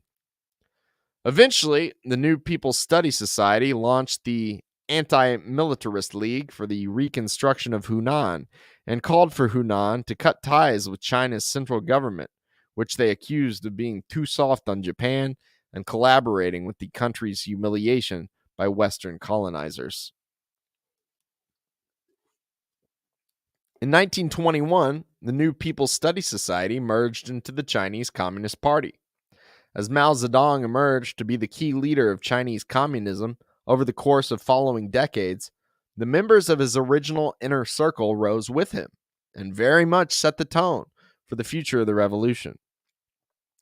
The New People's Study Society was clearly much closer to George Sorel's organizational concepts than those of Second International and Marx. It was an isolated group of fanatics who lived a puritanical life, devoting themselves to achieving their goals and engaging in personal transformation. It was also not made up of the broad masses of Chinese workers and peasants, but rather of students, teenage runaways, and youth who had similar stories of revolt against family tradition. Han writes that Mao had a particularly strong desire to recruit women to his activist organization, even though the prevailing view at the time was that women should stay out of political organizing and study. In this sense, Mao's original organization has a lot in common with the Bolsheviks in that it was a vanguard formation of people who gave the whole of their lives. However, much like the Bolsheviks, the New People's Study Society made itself relevant by entering strategic alliances and attaching itself to major trends in society, starting first with the wave of anti-Japanese sentiments. The Long March to Power. Han quotes Mao as saying that he recalled that serious disagreements arose between various tendencies. In fact, the Chinese Communist Party, from its inception, was far from monolithic. Mao's position within the Chinese Communist Party changed as wide-ranging debate on tactics took place. The Chinese Trotskyites wanted to focus on building labor unions among railway workers and exposing the KMT nationalist government of being class collaborationist and not as revolutionary as the communists. Mao sided with Stalin in the majority position with the Communist International and pushed for the Chinese Communist Party to merge into the KMT Nationalist Party as a pro-Soviet faction. This tactic of entryism into China's ruling party that based itself on Dr. Sun Yat-sen's three principles, democracy, independence, and the people's livelihood, proved very successful, and the Communist Party expanded their ranks to millions in a few short years. The Soviet Union expanded its influence in China, establishing a military training school. The Communist Party functioned as the pro-Soviet wing of the KMT that favored more socialist policies and gained significantly among the military due to Soviet training. In 1927, Mao Zedong wrote his important essay, Report on an Investigation into the Peasant Uprisings in Hunan Province. The essay served as a fiery polemic, urging the Chinese communists to turn their attention away from the cities and embrace the wave of rural revolts.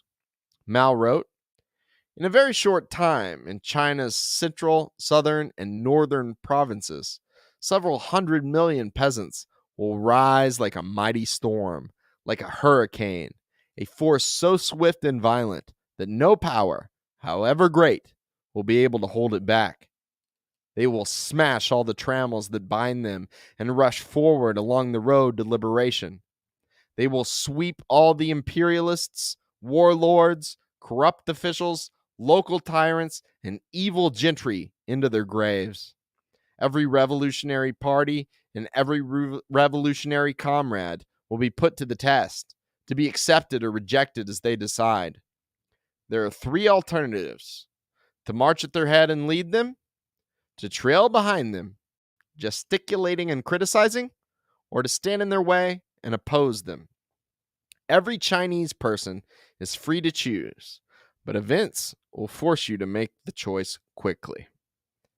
In the essay, Mao defended the brutal vengeance the peasants were enacting against the rural aristocracy, saying, a revolution is not a dinner party, or writing an essay, or painting a picture, or doing embroidery.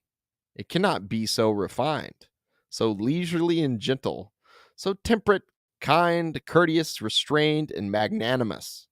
Revolution is an insurrection, an act of violence by which one class overthrows another. A rural revolution is a revolution by which the peasantry overthrows the power of the feudal landlord class. Without using the greatest force, the peasants cannot possibly overthrow the deep-rooted authority of the landlords, which has lasted for thousands of years. The rural areas need a mighty revolutionary upsurge, for it alone can rouse the people in their millions to become a powerful force. All the actions mentioned here, which have been labeled as going too far, flow from the power of the peasants, which has been called forth by the mighty revolutionary upsurge in the countryside. While one can draw parallels to Sorel's belief in the spiritual power of violence, it is more important to note how Mao is once again urging the Chinese communists to attach themselves to a bigger social force within the country.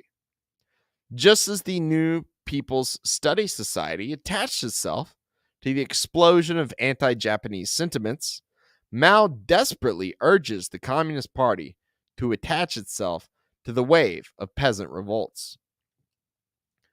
The White Terror, launched by Chiang Kai shek, in which communists were slaughtered and driven out of the urban centers, forced the surviving communists into the countryside.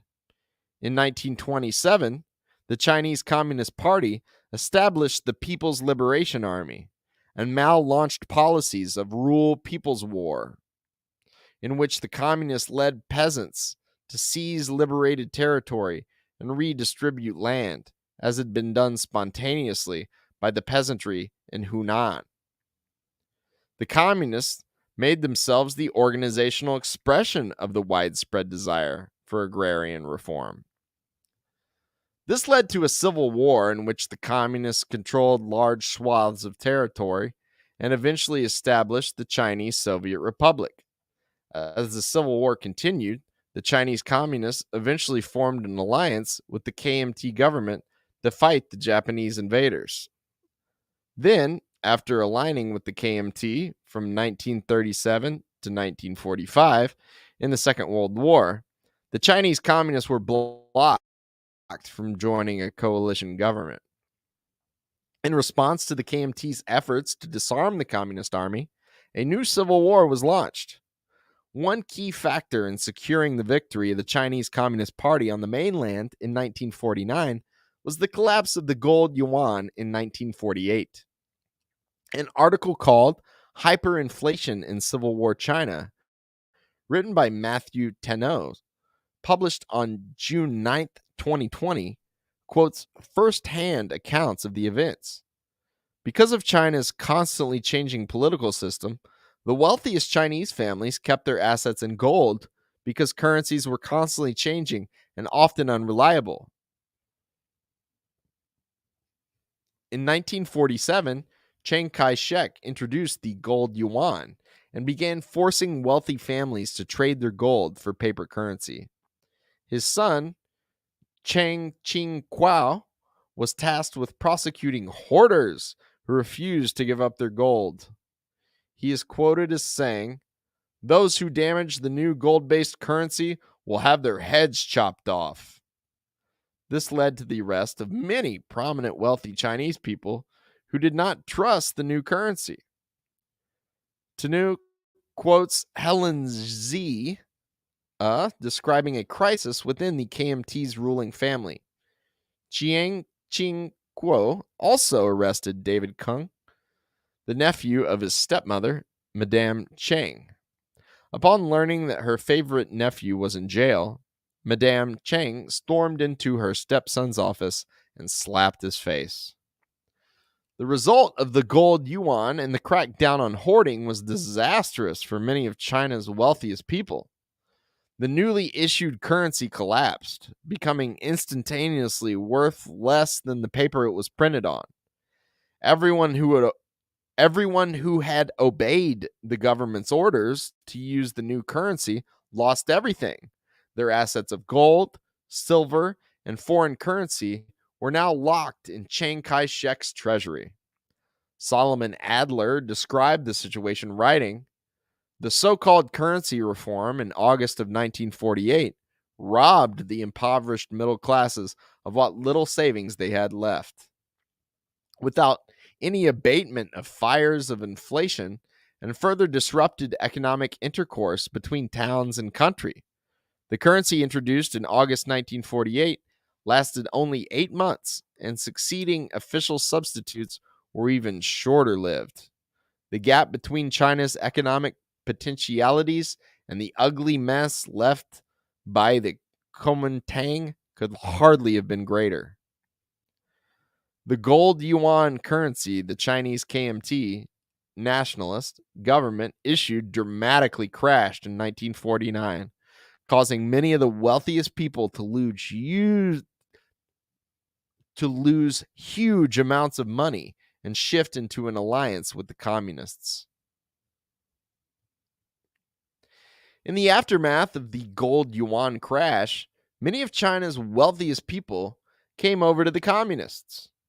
Mao Zedong gave assurances to urban businessmen that their property would not be touched by the communist government during the new democratic phase of the revolution, and promised that Soviet aid would strengthen the domestic economy and increase their profits. Mao was true to his word. The property of Chinese business owners was largely not confiscated during the 1950s.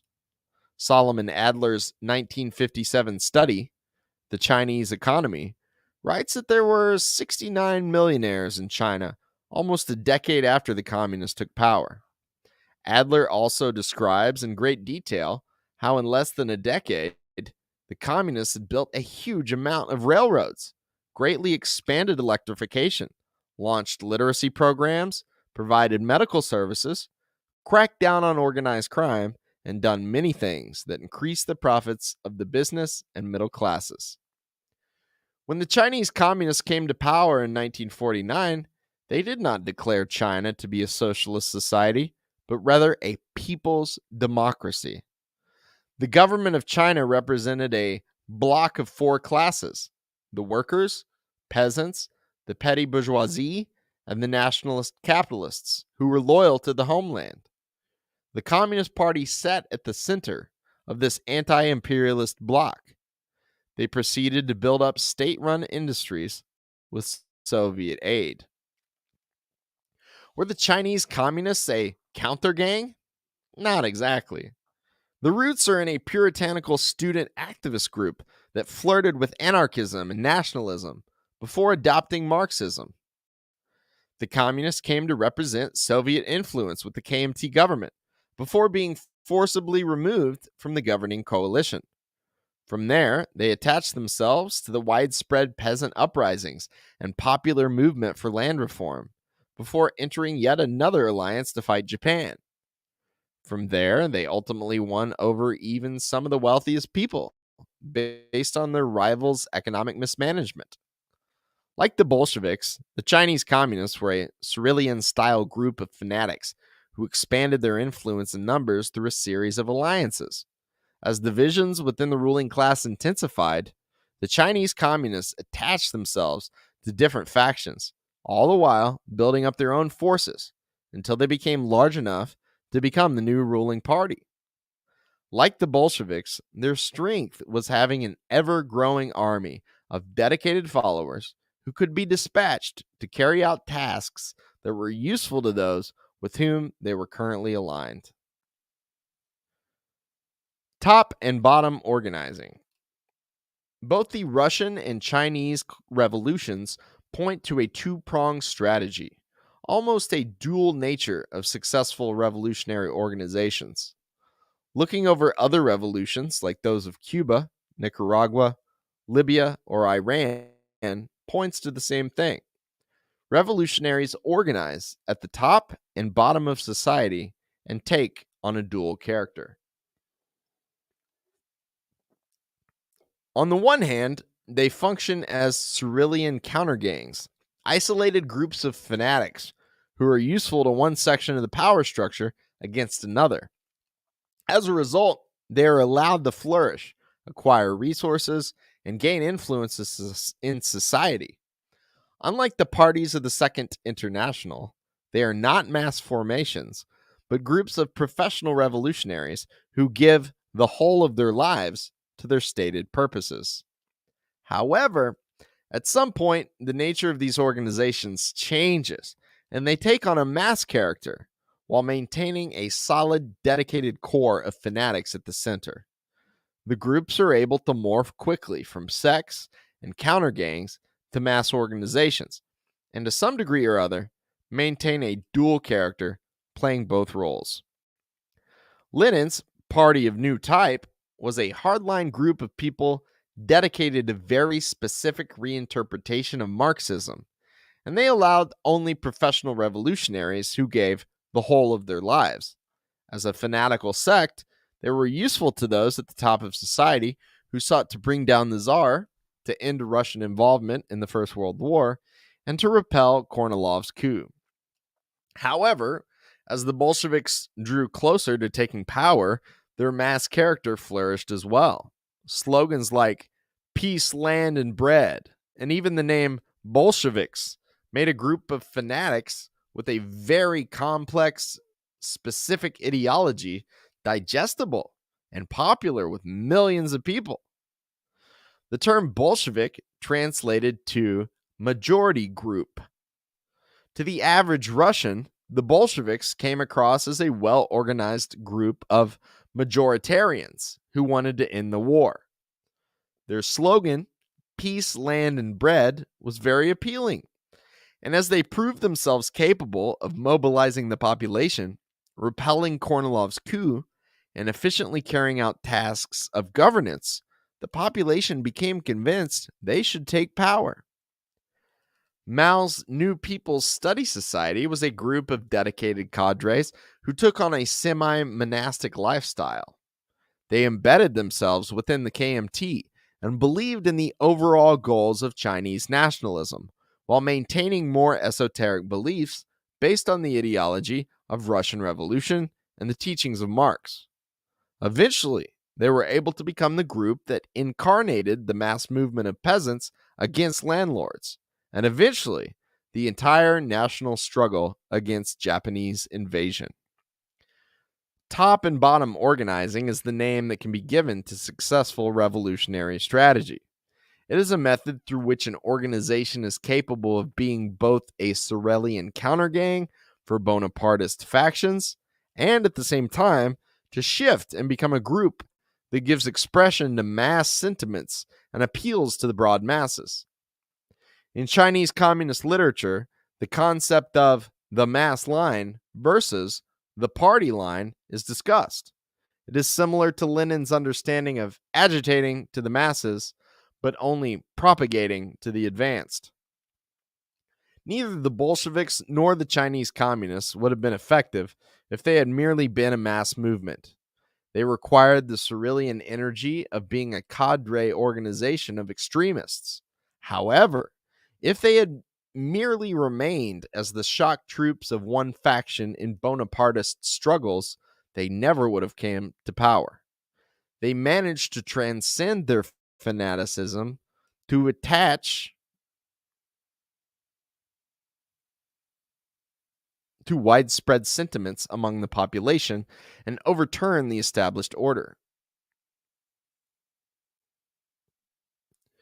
This understanding of top and bottom organizing is extremely important for revolutionaries to grasp in a period of capitalist crisis.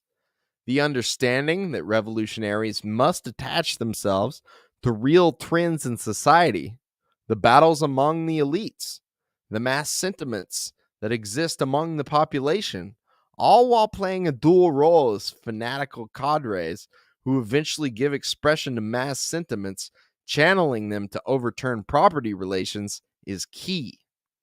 Examples of top and bottom organizing can be seen throughout the world as different societies are engulfed in a capitalist crisis. As the USA moves toward yet another military intervention in Haiti, a lot of the press is highlighting the role of G9 and Jimmy Barbecue Chevalier. If one looks at the development of this powerful organization in Haiti, one can notice a very similar trajectory. Cherizier was a figure in the Haitian National Police who ran a particularly harsh division of officers called the Unit for the Maintenance of Order. This special division of heavily armed cops was used to go after high-ranking drug lords and criminals, but also served to bolster the image of certain figures in Haiti's ruling elite. However, after building up a reputation and a following for himself, Cherizier went rogue. He sat down with the very criminal organizations he had been tasked with crushing and established an alliance. He is now the leader of a self-described gang federation and has control over many key neighborhoods and can effectively block imports and shut down Haiti's economy at whim. The main anti-imperialist current in Haiti is led by Jimmy Barbecue Cherizier, a former high-ranking police officer who formed a coalition with various criminal organizations. He engages in populist rhetoric and community organizing. Now, Cherizier is not a communist and does not seek to establish socialism in Haiti. However, he has positioned himself to be the main figure of opposition to the US-backed power structure of the country. Time will tell whether or not Cherizier is capable of taking power, but his rise follows similar patterns of successful revolutionary movements around the world. Revolutions emerge from the failure of the old power structure, divisions in the ruling class, mass discontent, but most importantly, from effective maneuvering within such a crisis by revolutionary forces. Lenin described a revolutionary situation this way: to the Marxist, it is indisputable that a revolution is impossible without a revolutionary situation.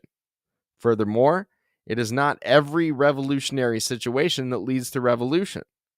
What, generally speaking, are the symptoms of a revolutionary situation? We shall certainly not be mistaken if we indicate the following three major symptoms.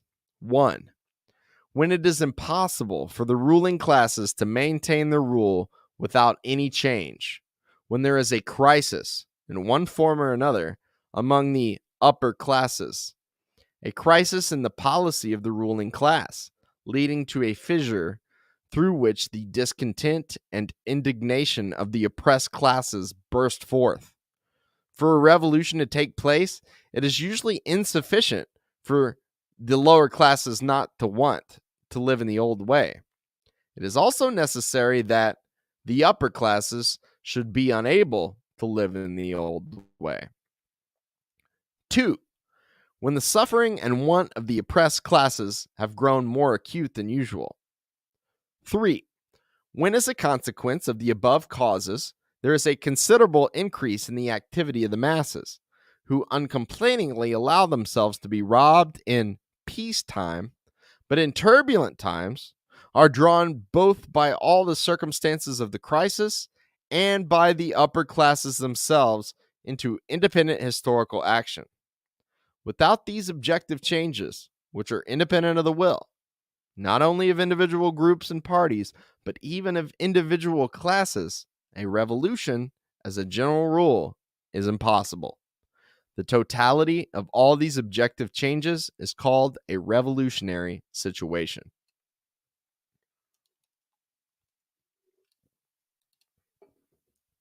Counter gangs in America.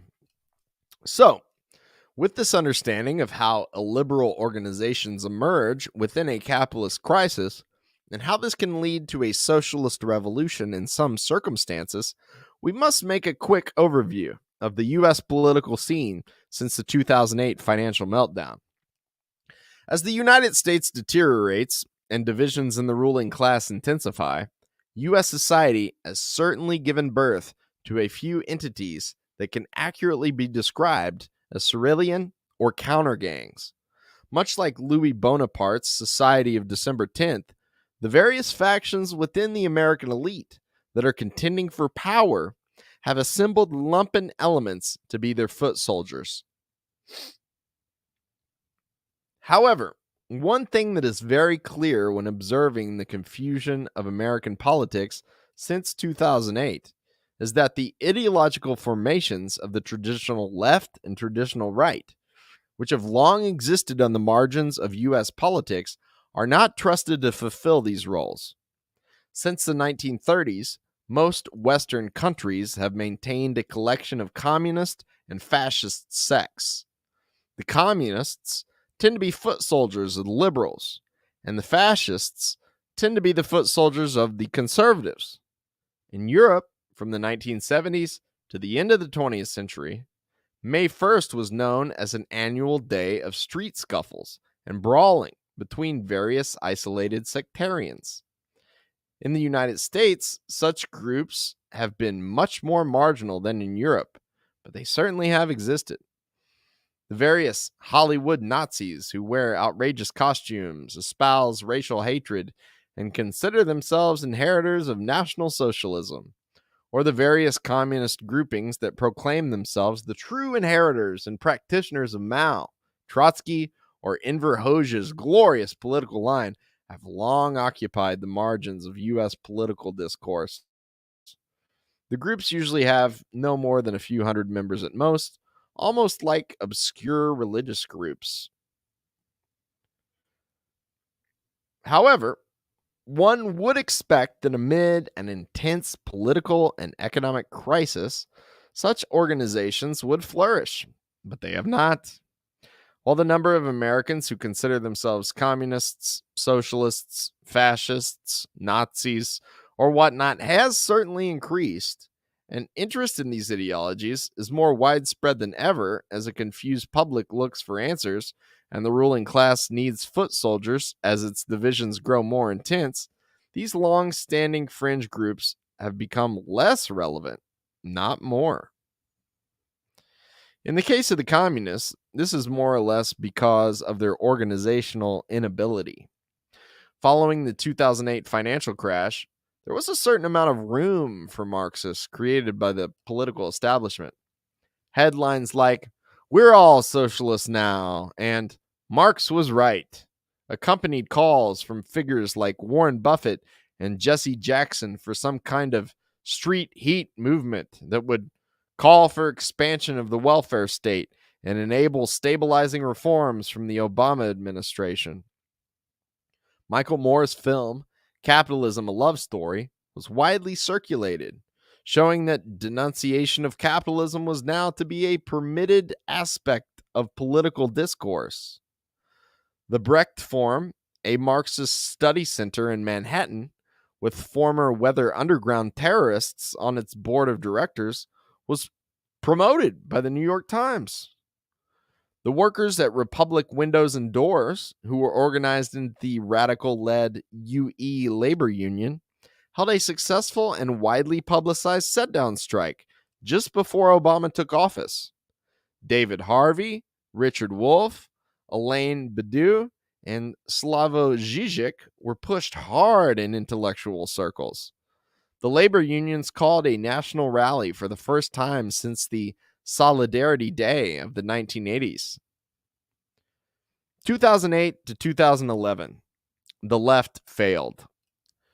Permission was being granted from the highest levels of the power structure for communists to go out and do their thing in order to help the Obama-Brzezinski faction push the reforms and bring stability in the aftermath of the crisis. It was already understood within the FBI and CIA that the hard left was no real danger to the power structure and completely compromised. Giving them permission to amp up their activities, throwing them more grant money and media publicity than usual, was a completely safe thing for the power structure to do. At this moment, when the communists were more or less encouraged to become more prominent and active, they proved themselves to be even more incompetent and irrelevant than those in the ruling class who sought to use them had estimated. 2 U.S. social forums were convened, one in Georgia and the other in Michigan. The Workers' World Party staged a "Bail Out the People" march against Congress's rescue of the banks. The Left Forum went from being an obscure meeting of academics to being an event that drew big-name speakers and received media publicity. But the crowd of baby boomers who had become accustomed to operating on the fringe of U.S. society proved incapable of seizing the moment. Communist Party Chairman Sam Webb's appearance on national television, the endless amount of sectarian squabbling, the refusal to allow younger and more charismatic leaders to emerge all demonstrated that the communists would not be the useful foot soldiers Warren Buffett needed. The saying, "You cannot teach an old dog new tricks," seemed to be applicable.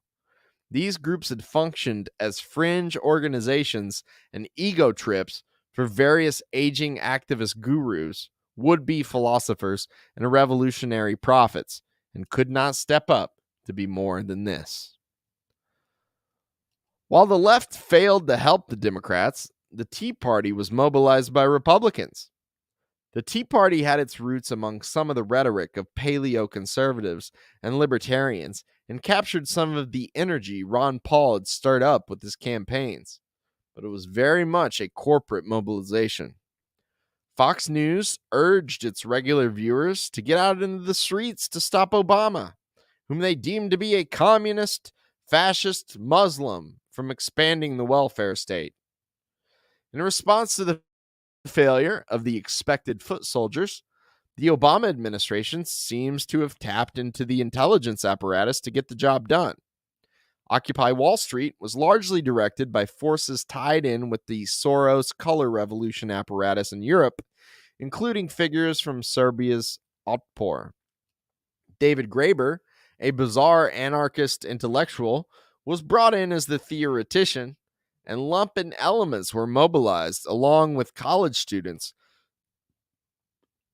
to form crowds chanting, "We are the 99%" around the country to back Obama against the Tea Party. The communists, who had stage managed the very ineffective anti-Iraq war protest movement a few years prior, were marginal within Occupy Wall Street. The crowds were assembled by social media, and on the ground, activities were directed by a crew of foundation-linked organizers who were handsomely paid. Occupy Wall Street was a manufactured, stage-managed mobilization by the U.S. government's color revolution apparatus to do what they had hoped the communists would do for them. OWS faded away almost as quickly as it had sprung up. It soon gave way to Black Lives Matter and various Stop Trump mobilizations. The way the synthetic left conducts its mobilizations includes none of the once necessary infrastructure utilized by previous social movements. Young people learn to take on a leftist identity as a commodity. In the same way teenagers in the 90s decided to be punks, goths, or preps, young Americans decide they are communists or anarchists and start dressing in a certain way and taking selfies for Facebook, Instagram, and Twitter. When the mainstream media and tech giants start announcing that the trendy thing to do is a symbol for protests, they run to the nearest location to join a crowd of strangers in chanting slogans and engaging in property destruction. They then run home to pat themselves on the back for all the social credit they have earned for their performative virtue and try to outdo or own their peers who do not appear as revolutionary as they do on social media profiles. Parties, organizations, communities of solidarity are not formed. The experience is an individualist one, based on achieving self-validation. The Democratic Socialists of America has recruited a slew of members online, but they are merely called on around election time to campaign for Democrats.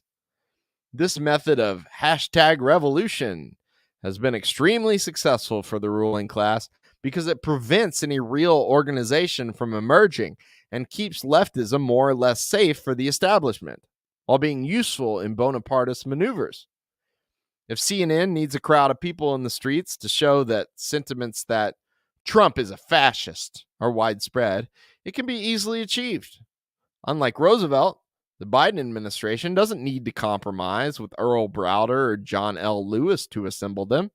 The leftists' crowds are available on command. Social media has been quite useful in deconstructing and tearing apart any of the leftist groups that do exist. Sex allegations, rumors, exaggerations, ex-member Facebook groups have all become very useful in ripping apart whatever leftist political infrastructure has survived the confusion of this new period. When discussing the far left, it is worth noting that in the aftermath of the 2016 elections, there was a big effort to foment a religious left.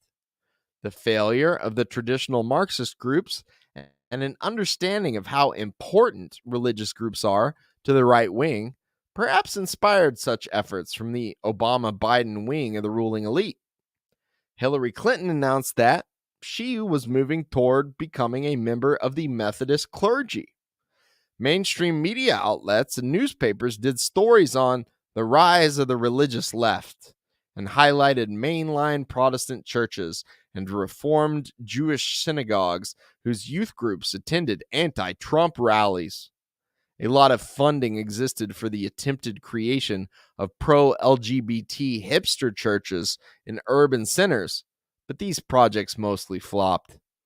The kind of fanaticism that the religious right of today or hardline communist revolutionaries of the past were able to foment was pretty much impossible for grad school postmodern liberal pastors to exude from their all-inclusive congregations pushing a watered-down reinterpretation of the Bible. The project of creating DSA-adjacent churches was short-lived and has mostly been abandoned, a failed experiment by one faction of the ruling elite looking to forge its own counter-gangs.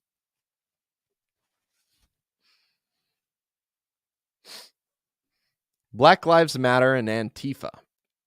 The two primary street activist currents the Democratic Party wing of the ruling class has fomented are Black Lives Matter and Antifa.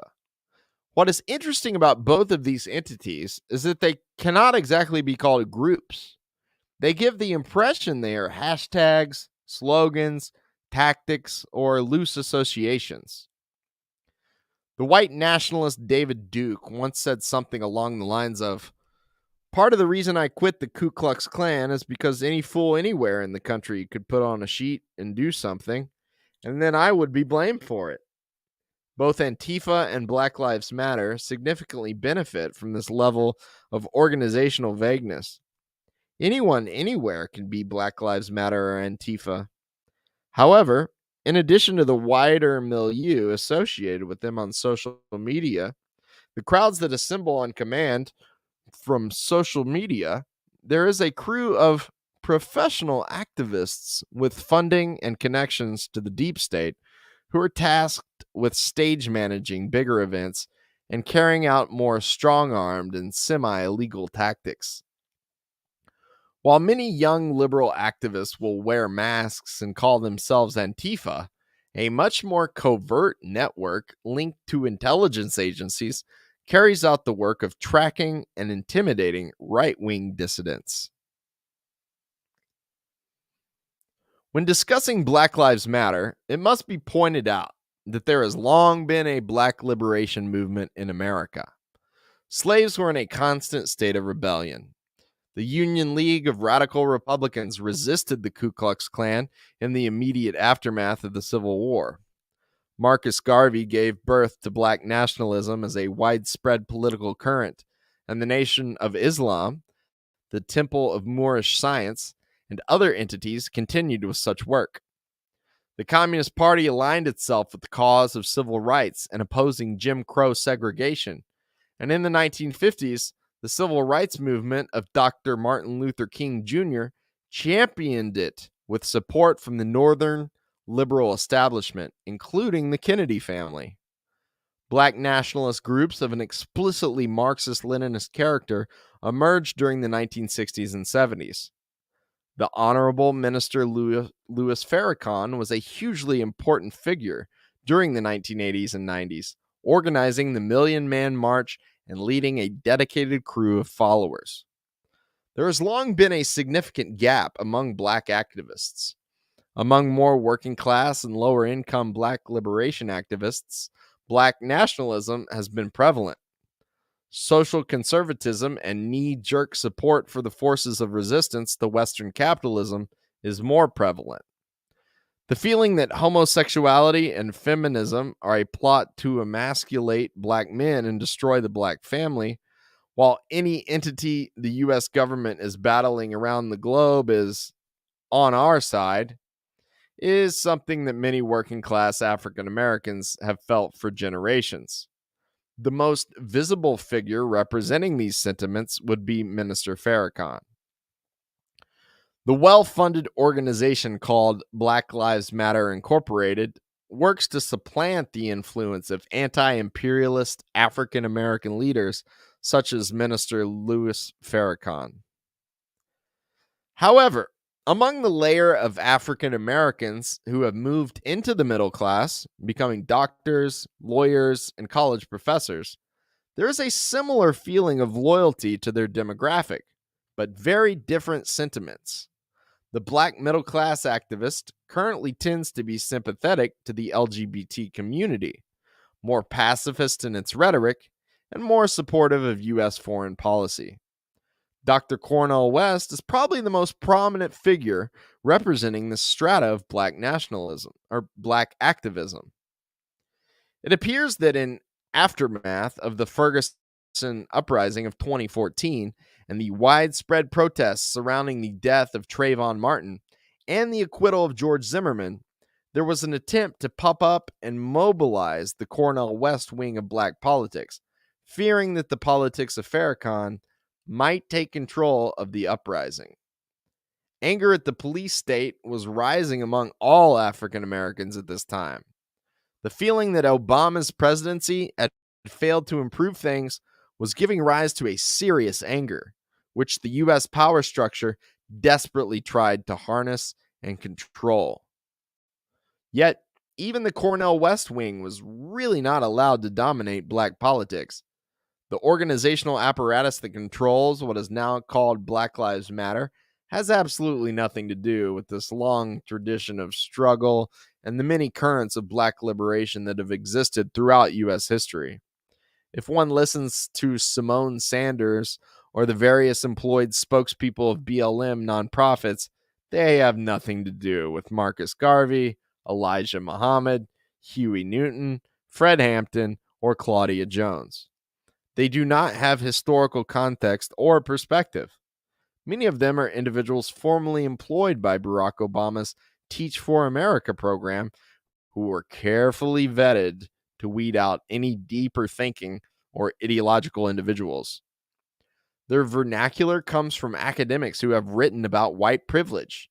Their training consists of woke shop sessions in which their emotional scars and wounds are manipulated to make them loyal foot soldiers.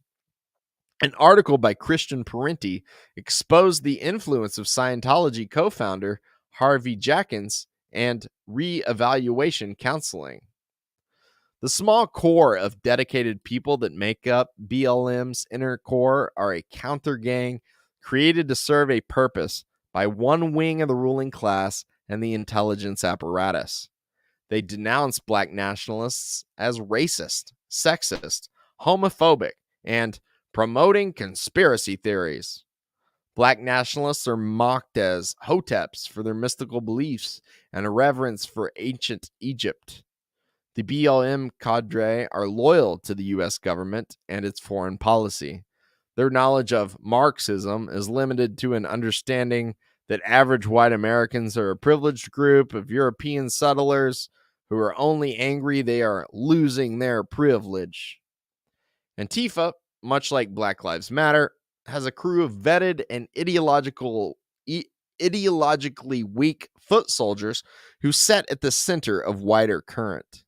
These well-trained, intelligence-directed foot soldiers track individuals and harass them, and work to intimidate and threaten sections of the right and left that do not operate with the approval of the political establishment.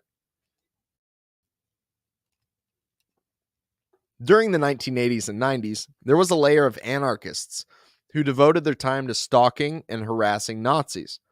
They had connections to the Southern Poverty Law Center and other well-funded outlets, and engaged in a kind of covert effort to shut down advocates of white supremacy, Holocaust denial, and openly racialist or fascist speech.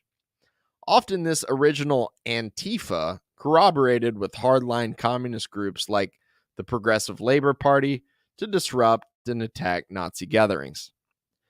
This original Antifa had no interest in harassing run-of-the-mill Republicans, only ideological white supremacists.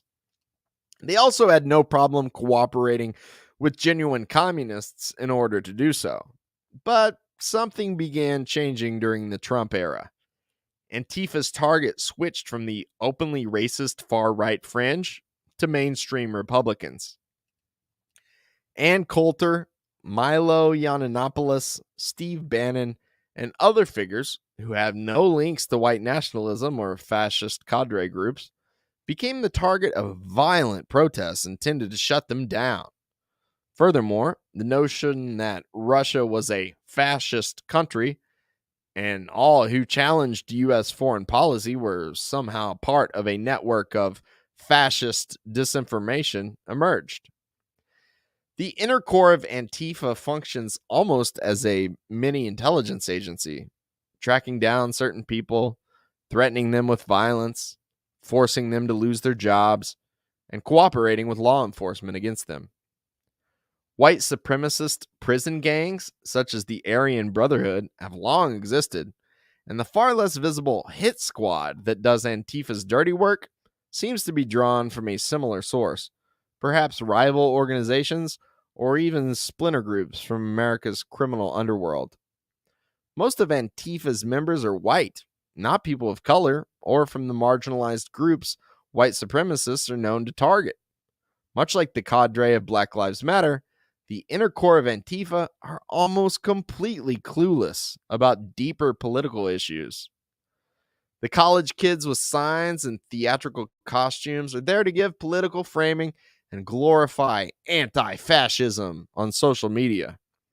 But it is this ugly, semi-criminal inner core that exists in the shadows that conduct acts of violence with as much anonymity as possible.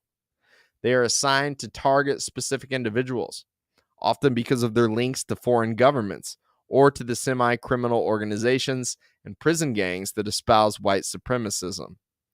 If most liberal activists and social media leftists knew the reality of what the actual, less visible crew of Antifa was like, they would probably be disgusted. The inner core are not glorious Robin Hoods fighting for marginalized communities against bigots.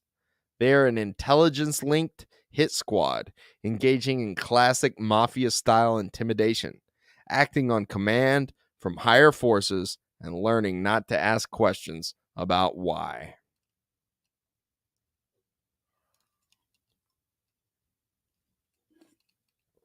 The Proud Boys. Gavin McInnes, a comedian and co-founder of Vice magazine, launched a project for creating some kind of right-wing street activist organization in 2016 to support Donald Trump.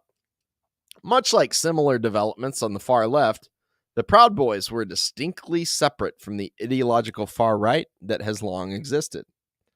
Like the emerging currents on the left that simply demonize the right wing and seek to purge U.S. society of fascism, the Proud Boys don't have a deep assessment of U.S. society other than the need to remove a problematic element called the left. The group encourages young men not to masturbate and to exercise regularly.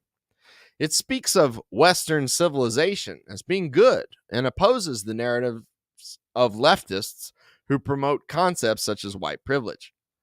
The group has a violent initiation ritual and seems to market itself as being involved in street confrontations. When pro-Trump events face far-left opposition, the Proud Boys swing into action and get into scuffles with them. The Proud Boys also stage public events in the hopes of drawing out the far left in order to mix it up with them in the streets. The organization known as Patriot Prayer plays a similar role in the Pacific Northwest region. Those espousing openly anti-Semitic, openly white supremacist views are generally not welcome among the Proud Boys. Rather, the organization exists to openly taunt the left and provoke it with pro-gun, pro-Trump protests, as well as to cultivate a crew of street fighters who can be on hand at wider right-wing mobilizations to counter leftist protesters and disruptors. The slogans are, "West is the best," along with jokes about free helicopter rides for communists, alluding to Pinochet's method of executing dissidents.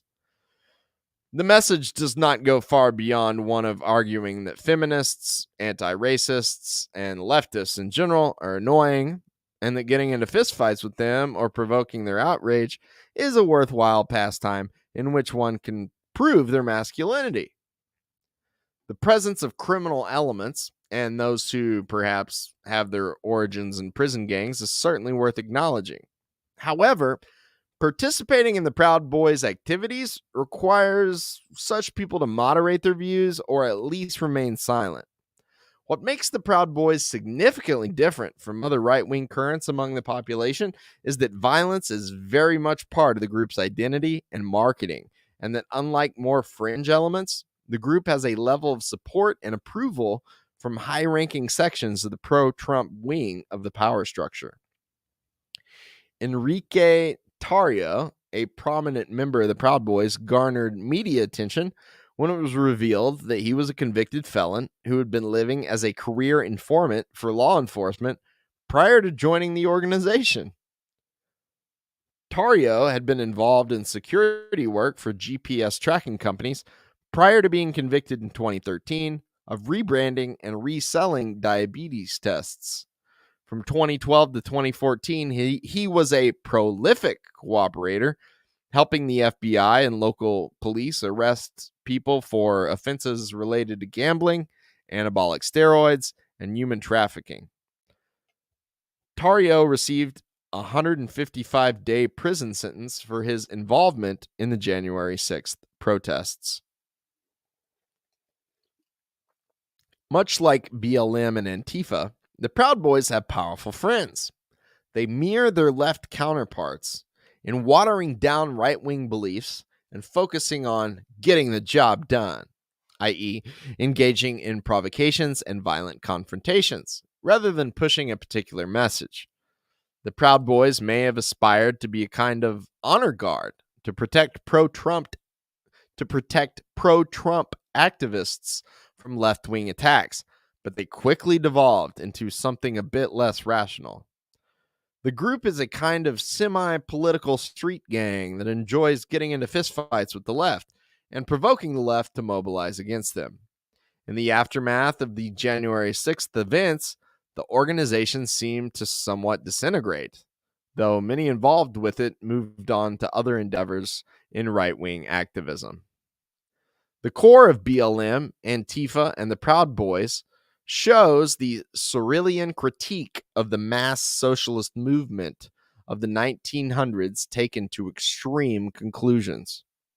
These groups are more or less mere cults of action. Their beliefs are shallow and almost non-existent. Their goals are to express anger and seize the opportunity to move against a hated enemy. Not much more. All of these organizations bear some resemblance to black shirts or stormtroopers of pre-fascist periods in Europe. They could certainly become more prevalent as the crisis escalates, and it is clear that they are all heavily infiltrated and handled by the U.S. intelligence apparatus.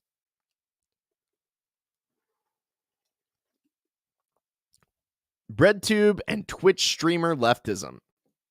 Beyond the street-fighting counter-gangs, there is an ideological offensive pushed at the population on social media. Socialism is now dominated by a collection of video gaming playing, pessimistic, sarcastic experts, loosely described as BreadTube.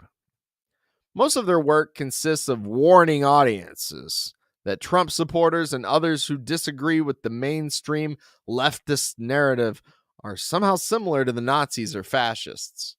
They equate existing socialist governments like China or Cuba with the Nazis. They insist socialism has nothing to do with the government, but is just voluntarily formed worker cooperative enterprises. They obsess with the trans issue and other liberal cultural topics. Amid their confused politics, there is an underlying cynicism and pessimism. They encourage their audiences to use drugs. They mock real-life activists as being nerds. The BreadTube current is closely linked to the power structure. Hillary Clinton has highlighted the work of Natalie Wynn, known as ContraPoints, and celebrated her efforts to debunk right-wing ideas. Funding from the British government and its intelligence agencies has been revealed to be flowing to Abigail Thorne, whose channel, PhilosophyTube, is dedicated to smearing those who stray from mainstream narratives and are therefore fascist. Dr. Steve Hassan, the cult guru with a notorious past, is also lurking in the background, advising breadtubers about how to deprogram those won over to conservative views. Peter Coffin, a comedian and social media personality who mentored and worked with some of the individuals who became prominent breadtubers, has written extensively about this trend of internet leftism. His texts, such as Custom Reality in You and Woke Ouroboros, show how the social media nature of the breadtube leftism incentivizes the creation of fandoms and commodified feelings of moral superiority rather than building real organizations or movements. Petersonism.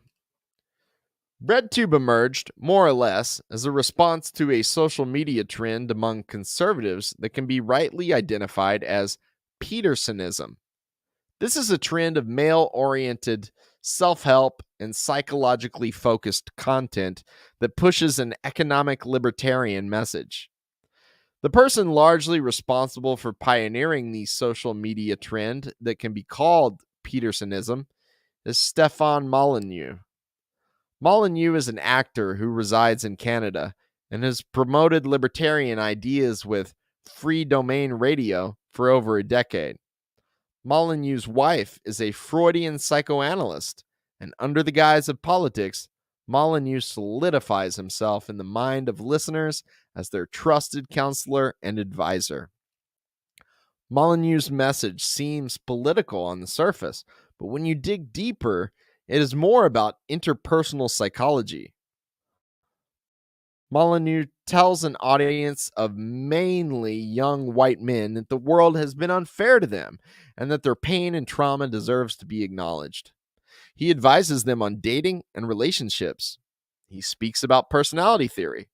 He advises them on getting better motivated for day-to-day life, cleaning their rooms, and standing up straight. The politics is standard right-wing anti-communism, resentment against feminism, along with vague utopian fantasies about a stateless world of free associating individuals, i.e., anarcho-capitalism.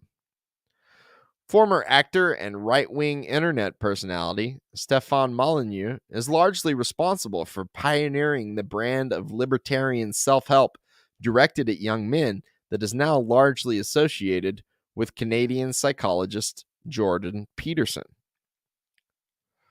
Molyneux's rise began during the 2008 peak of Ron Paul's popularity and was a slow and steady uphill march. Jordan Peterson, a Canadian academic psychologist, seemed to take Molyneux's methods and message and apply it in a less blatantly self-serving way that was deemed more safe for mass consumption. Molyneux urges his followers to defoo and cut themselves off from their family of origin and embed themselves more deeply in his online community. Molyneux tells his followers they are part of an elite, special group of enlightened people. Peterson's message is more or less the same, but it harbors no fantasy of creating an Ancapistan paradise and does not seem to push the idea that he is any sort of messiah. Peterson pushes Solzhenitsyn-style anti-communism, self-help advice for young men, resentment against feminism, and skepticism and annoyance with leftism and wokeness. Unlike Molyneux, who takes calls from young men to hear them complain about their problems, Peterson gives voice to the widely experienced frustrations of young white men in lengthy sermons delivered before live audiences. Rather than stoking blatant, unfiltered rage as Molyneux does, yelling in anger, Peterson puts forward the caring voice of a compassionate father figure mixed in with a sarcastic wit, tempered by his Canadian mannerism and accent. Jordan Peterson is the safe and watered-down version of Stefan Molyneux, and Petersonism has exploded far beyond the two of them. There is a whole internet sphere for angry young men to get psychological self-help, have their frustrations and pain acknowledged, all while being told that communism is responsible for the wokeness they dislike and that free markets are the solution. Petersonism is not deeply political. It is a product manufactured for a certain audience. It serves Republicans and conservatives, pushes anti communism, and echoes standard U.S. foreign policy rhetoric about totalitarianism. Petersonism seems to have exploded most likely as a perceived, safer alternative to the alt right. It carries with it certain themes that dominate right wing spaces in our time: incel resentment against women and feminism, sarcasm and frustration with political correctness, nostalgia for the past, and economic libertarianism.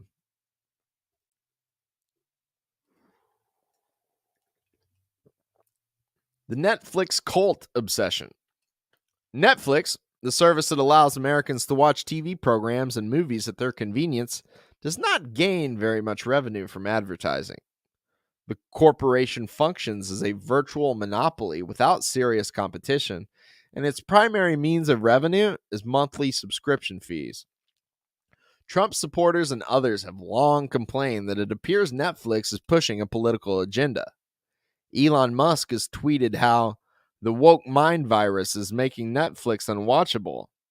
Susan Rice, a prominent member of the Obama administration, served on Netflix board until 2020 when she began working in the Biden administration. Barack Obama himself has been directly involved with overseeing a number of Netflix documentaries. Amid its overall woke bias, Netflix is obsessed with cults. Documentaries, historical fiction, miniseries pieces, comedies, and so much of the content featured on Netflix seems to be inoculating viewers against involvement in liberal organizations, be they religious, spiritual, political, self-help, exercise-oriented, or otherwise. The targets of Netflix anti-cult pieces go well beyond the usual targets of cult allegations such as Scientology, the Unification Church, Hare Krishnas, Mormonism, etc. The anti-cult narrative seems to be almost an attack on all religions or all mass movements. Documentaries warn the audiences of the dangers of supposed brainwashing and need to think for themselves. Thinking for themselves means trusting science, of course, and believing what is told to them by the images dazzling before their eyes on the screen. Whenever the topic of cults comes up, the face of Dr. Steve Hassan is likely to pop up. Hassan has made a name for himself as the cult expert who is featured on CNN, MSNBC, and has authored a number of widely circulating books on mind control. Dr. Steve Hassan tells of his brief involvement with the Unification Church and Reverend Sun Myung Moon in the 1970s, and how his family deprogrammed him from their alleged brainwashing. Hassan's latest book is The Cult of Trump, which alleges that Donald Trump engaged in hypnotic thought control in order to gain political power. After the January 6th events, Steve Hassan called for deprogramming the country on CNN, and his calls were echoed by Congresswoman Alexandria Ocasio-Cortez on Twitter. While academics have largely debunked Hassan's BITE model of thought control, Hassan's role as a talking head and his influence on the discourse seem rather dominant in all cult-related conversations. However, Hassan's history is rarely discussed, but in this important conversation about counter-gangs, it's rather important. Hassan came into prominence when the Unification Church became the target of congressional investigations during the late 1970s. The Carter administration alleged that the Unification Church was involved with widespread illegal lobbying and political influencing operations conducted by the South Korean government, then led by military strongman Park Chung-hee. Park had overseen massive economic development of the cities in South Korea, while also crushing leftist protest movements and student dissidents. Park was a Bonapartist who the United States had propped up during the 1960s after Syngman Rhee, the previous U.S.-backed military dictator, had been toppled in the April Revolution. In the late 1970s, Park was moving South Korea in a more independent direction. He announced his intent for South Korea to develop its own nuclear weapons to deter any attack from North Korea, and eventually remove the presence of U.S. troops from the country. The nuclear program of South Korea moved ahead, with Park claiming South Korea would test its own atomic bomb by 1983. Outrage from the international community and France's refusal to cooperate with South Korea's atomic energy program finally forced Park to relent. South Korea ratified the Nuclear Non-Proliferation Treaty on April 23, 1975. However, investigations from the International Atomic Energy Agency have shown that Park continued top-secret research with unreported plutonium and uranium after signing the treaty. Park went ahead with setting the stage for possibly restarting the nuclear weapons program, successfully testing the Nike Hercules missile, Korea 1, in 1978. U.S. leaders increasingly denounced South Korea as moving in a renegade direction, and a U.S. media campaign and congressional investigation of Korean lobbying in America accompanied widespread demonization of the Reverend Sun Myung-moon, the anti-communist pastor who was operating in the United States and recruiting young Americans to his religious movement. On October 26, 1979, Park Chung-hee was murdered in his home by Kim Jae-gyu, the head of the Korean Central Intelligence Agency. The circumstances of the killing are widely debated and questioned, even up to today. Kim Jae-gyu was executed quickly afterwards, without ever clearly stating his motive. Steve Hassan was an expert witness before Congress and in the media, demonizing Moon as a foreign agent, supposedly brainwashing young people. The Washington Post described his testimony before a congressional committee in a report published March 14, 1980. Steve Hassan, a soft-spoken 26-year-old wearing tinted glasses and a pinstripe suit, recalled following orders like a true soldier when he was the church's chief Maryland fundraiser from 1974 to 1976. After being deprogrammed, persuaded to renounce the church, Hassan recalled today that he slept only 3 hours a day for months while he was a Moonie. After Congress was unable to produce any evidence proving Sun Myung-moon was functioning as an illegal lobbyist or engaging in the scores of crimes his angry detractors accused him of, Moon was ultimately indicted in 1981 on tax violations and conspiracy charges. After being convicted, he served 13 months in federal prison.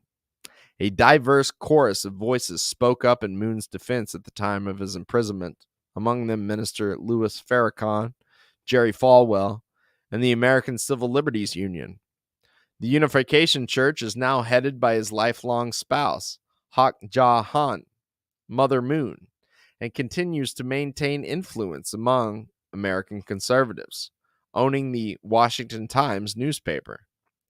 Various breakaways, including the very vocally pro-Second Amendment Sanctuary Church, run by Moon's son, also maintain influence in conservative circles. Steve Hassan's career as the central talking head in the late 1970s and early 80s cult scare, now continued by Netflix, was essentially solidified by his involvement in setting the stage for an individual associated with an increasingly independent South Korea to be imprisoned. Hassan became the mentee of Robert J. Lifton, the top U.S. military psychiatrist who had first introduced the concept of brainwashing to the U.S. public. Lifton's work laid the basis for the CIA's Project MKUltra, with his research into Chinese prisons during the Mao era and their methods of thought reform. Steve Hassan and his associates became involved with something called the Cult Awareness Network, an organization that was eventually shut down by lawsuits for its practice of kidnapping legal adults against their will in order to forcibly detain them in isolation while they were persuaded to renounce their beliefs. Steve Hassan admits in his writings and interviews that he was involved in forcible deprogramming of individuals, but says he no longer supports this practice.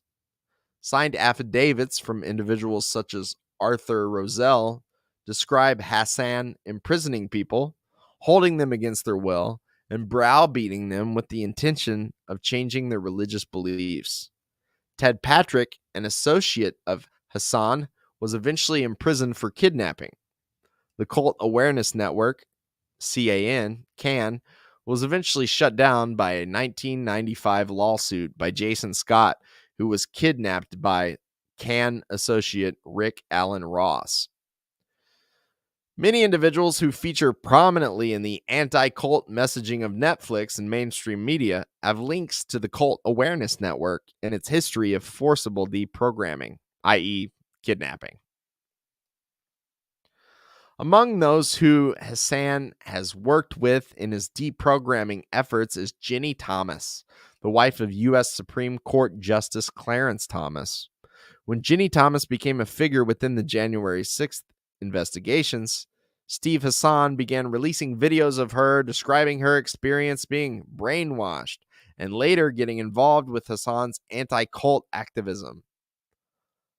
Hassan describes the QAnon internet conspiracy circles and those like Ginny Thomas who questioned the 2020 election results as brainwashed.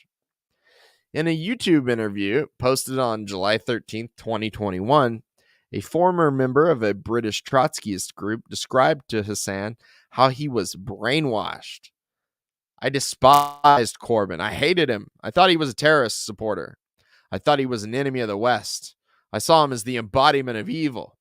But then I joined the IMT, International Marxist Tendency, which was practicing entryism and labor, which was strongly supporting Corbyn. And here I was campaigning for him. I had been a strong supporter of Israel before that, and they brainwashed me into thinking that Israel was this uniquely evil country. I played down the whole anti-Semitism fury that was going on because there was a genuine anti-Semitism.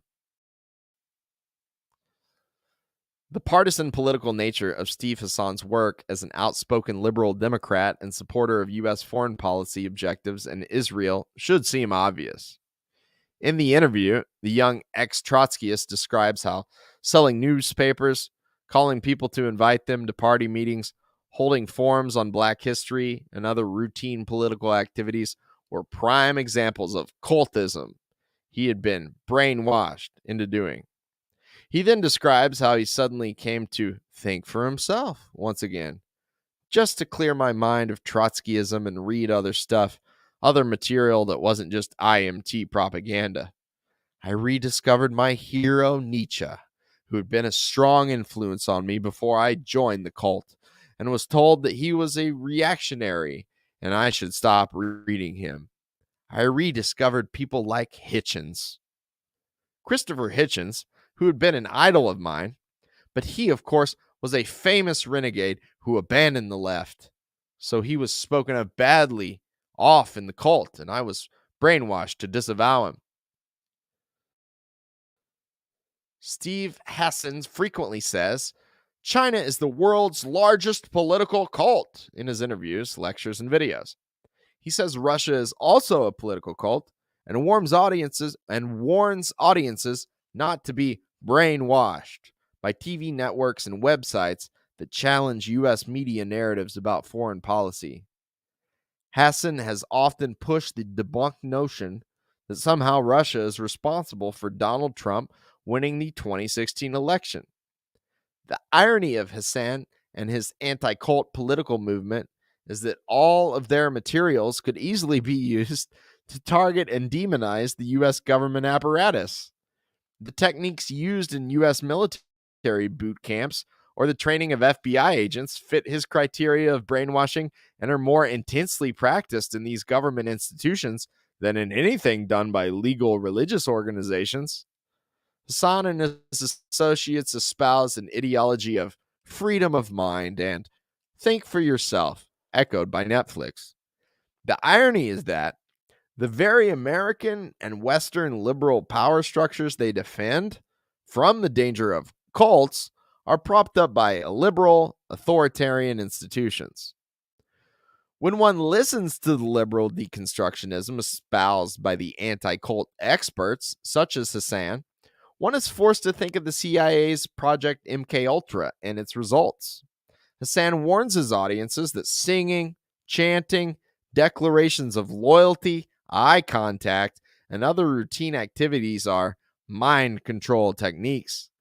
Hassan works to push his audiences to a place of postmodern cynicism where no real truth exists, no cause is worthy of fighting for, and any figure capable of generating loyalty and enthusiasm is viewed as a predatory, malignant narcissist. John Marks's book, The Search for the Manchurian Candidate, describes how U.S. intelligence officials tracked the political and ideological value of hallucinogenic drugs. Marks quotes a CIA officer reporting on his experience with drugs. You tend to have a more global view of things. I found it awfully hard when stoned to maintain the notion I am a U.S. citizen, my country right or wrong. You tend to have these good higher feelings. You tend to have a brotherhood of man idea and are more susceptible to the seamy sides of your own society. I think this is exactly what happened during the 1960s, but it didn't make people more communist. It just made them less inclined to identify with the U.S. They took a plague on both your houses position. This points to the built-in problems of liberal deconstructionism. It takes everything apart, not just the targeted enemies. It leaves a pessimism and cynicism in place of the loyalties and dedication that hold societies together. As Netflix urges its audiences not to be brainwashed by cults, religions, causes, or ideologies, its real goal is not very hard to uncover. The social media giants, the tech monopolists, the board of Netflix, and the intelligence apparatus want to break Americans down into atomized individuals upon whom no organized group can have influence. This gives social media, mainstream media, and the entrenched powers a complete monopoly of influence over the minds of the public. Essentially, Americans are told to think for themselves by allowing only the most powerful people to direct their thoughts without any interference from a community. As the social engineers of Silicon Valley and the intelligence apparatus see it, brainwashing is their job, no one else's. Any religion, political organization, community, or family that would interfere must be gotten rid of in the name of free thought. For those seeking to break the public down into atomized individuals who can be programmed by the tech monopolists, the pandemic lockdowns were highly convenient. A country without ideology? The liberal order rails against all ideology and all mass movements as totalitarian. However, as it does this, it is maneuvering behind the scenes and experiments to create counter gangs and liberal movements of its own to liquidate the crisis. Beyond the economic crisis, the liberalism of U.S. society is spawning a psychological crisis. Young Americans are not being raised to salute the flag and pray to God, but rather to believe there is no truth and think for yourself. They enter adulthood without the psychological foundations that supply the identity and passion that societies historically have provided. Human beings have always had ideologies. and the belief that U.S. society can function without ideology in a postmodern existence seems to be a very toxic delusion. Many in America want to believe in something, to know who they are, and to have a cause and purpose to live for and to fight for. The bulk of the ruling class knows this, but also recognizes any such force could emerge to establish an illiberal regime, or at minimum, be useful to its political rivals in Bonapartist struggles. As the crisis intensifies, the natural course of Western capitalist societies is to become more and more chaotic until liberalism collapses into illiberalism. U.S. capitalism, left to its own devices, will naturally collapse into some kind of illiberal fascism to try and resolve the crisis. As the ruling class goes all out pushing radical postmodern liberalism, it also experiments with various safe forms of illiberalism it is nervously and carefully cultivating. The backdrop for all of this, however, is the rising anti-imperialist bloc and alternative global economy. The new economy, centered around Russia, China, Iran, Venezuela, Cuba, and other anti-imperialist states, is openly displaying the effectiveness of a non-fascist, growth-centered form of illiberalism. The U.S. ruling class is terrified of 21st century socialism, and even in the most Western-aligned anti-communist forms of illiberalism, it sees reflections of it. The endless comparisons of Donald Trump to Kim Jong-un, Stalin, and other anti-imperialists were not simply bombast. They reflected real fears of the illiberal tone of Trump's 4-year presidency. One wonders if the U.S. ruling class would be capable of forming a solid bloc strong enough to enact fascism. The degrowth woke current is the primary source of power within the U.S. ruling class at this time. But even it is very loose and contains many rival factions and contradictory agendas. Karl Marx himself recognized back in 1848 that the Bonapartist struggles of the ruling class are what brings the working class into politics. He wrote, "The bourgeoisie finds itself involved in a constant battle. At first with the aristocracy, later on with those portions of the bourgeoisie itself, whose interests have become antagonistic to the progress of industry. At all time with the bourgeoisie of foreign countries. In all these battles, it sees itself compelled to appeal to the proletariat, to ask for help, and thus to drag it into the political arena. The bourgeoisie itself, therefore, supplies the proletariat with its own elements of political and general education. In other words, it furnishes the proletariat with weapons for fighting the bourgeoisie. Finally, in times when the class struggle nears the decisive hour, the progress of disillusion going on within the ruling class, in fact, within the whole range of old society, assumes such a violent, glaring character that a small section of the ruling class cuts itself adrift and joins the revolutionary class, the class that holds the future in its hands. Just as, therefore, at an earlier period, a section of the nobility went over to the bourgeoisie, so now a portion of the bourgeoisie goes over to the proletariat. And in particular, a portion of the bourgeois ideologists who have raised themselves to the level of comprehending theoretically the historical movement as a whole. As working class people are brought into politics, compelled to appeal to the proletariat, drag it into the political arena. At first, they are the foot soldiers of one faction of capitalists against others. However, as the crisis intensifies, Marx predicts that the working class becomes the dominant partner in the coalition. The politicized workers go from being foot soldiers of the ruling class to having sections of the ruling class align with them.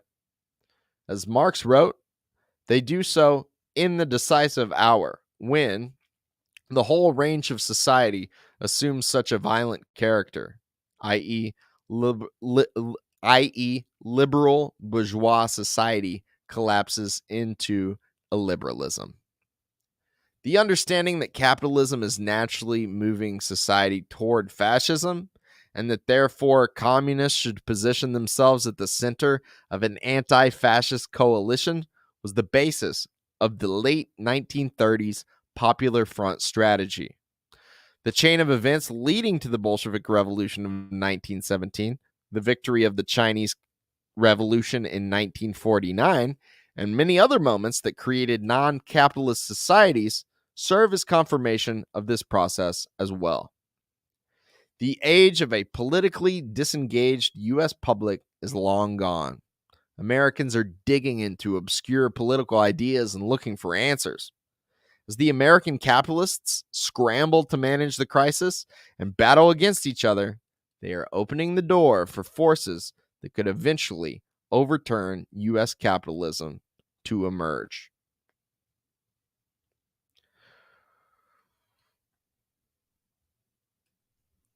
All right. Woo! That was a marathon. Let's see, who'd I miss? Oh man, I made it, said Leo like 3 hours ago. Simon came back. I think that's a compliment. That's for someone else. That's an insult for someone else. We got a Z in the chat. And you're very welcome. Great work. Thanks, Tyler, says Funky Lollipop. Mr. Wonderful's still here. My thing's messed up, Mr. Wonderful, because you're watching, and it told me the whole time that 0 people were watching. And I pushed through. I don't know if that's the CIA behind the scenes trying to discourage me. But I kept it up. I don't care. I'm making a book. It's all good. So, yeah. Let's see. Next time we'll start here. Oh, I appreciate it, buddy. That's awesome. Something up with them numbers. Thank you. Thank you. I wrote down on my hand like pages I messed up on, and I wanted to go back and fix them. The main one that I wanted to fix was 152, where I said, usually I just read it again, but that one I said, let's try that again. And it doesn't matter at all. And honestly, going back and fixing every little pause and whatever makes me not even want to read the book. So I'm like conscious of like, just keep going, just keep reading books. Like, people just want something to listen to while they're walking around. And it's kind of, I think it was Joseph Rodriguez. He said, sometimes I leave little errors in what I'm doing just to humanize the experience. This ain't perfect. I'm not perfect. And if I start getting in my head like, oh, I gotta make it perfect, I just stop making things. That's why it took me to the age of 35 and joining CPI and knowing that I have a file at the FBI. So then I was like, well, what's it matter? Might as well put it out there. Might as well make something. So if you need a little help getting things done, join CPI. Come to one of our meetings. Get put in the file of the words that shall not be named in America: socialism, communism, Marxist, whatever, liberal groups. But we did it. You can buy that book. Here, I'll show you. The link's in the description. My Patreon and Buy Me a Coffee's in the description. I believe Caleb's Patreon's in the description. It's all there. Okay. And I recorded it all. Sounds good. Looks good. Thank you, Mr. Wonderful, for sticking around. You are the man. I'm going to star your comment. Listen to the whole stream. What a dude. What a dude. And a nice comment from Funky. Great. Well, I love you guys. I'll be back with chapter 4. Let's just see how many pages chapter 4 is. It is, let's see, chapter 3 was 100 pages. I read 100 pages tonight. No, I read more than that. No, this is 100. A little less than 100. I think it was 95. Chapter 4 is from 250. Let's mentally prepare myself for next time.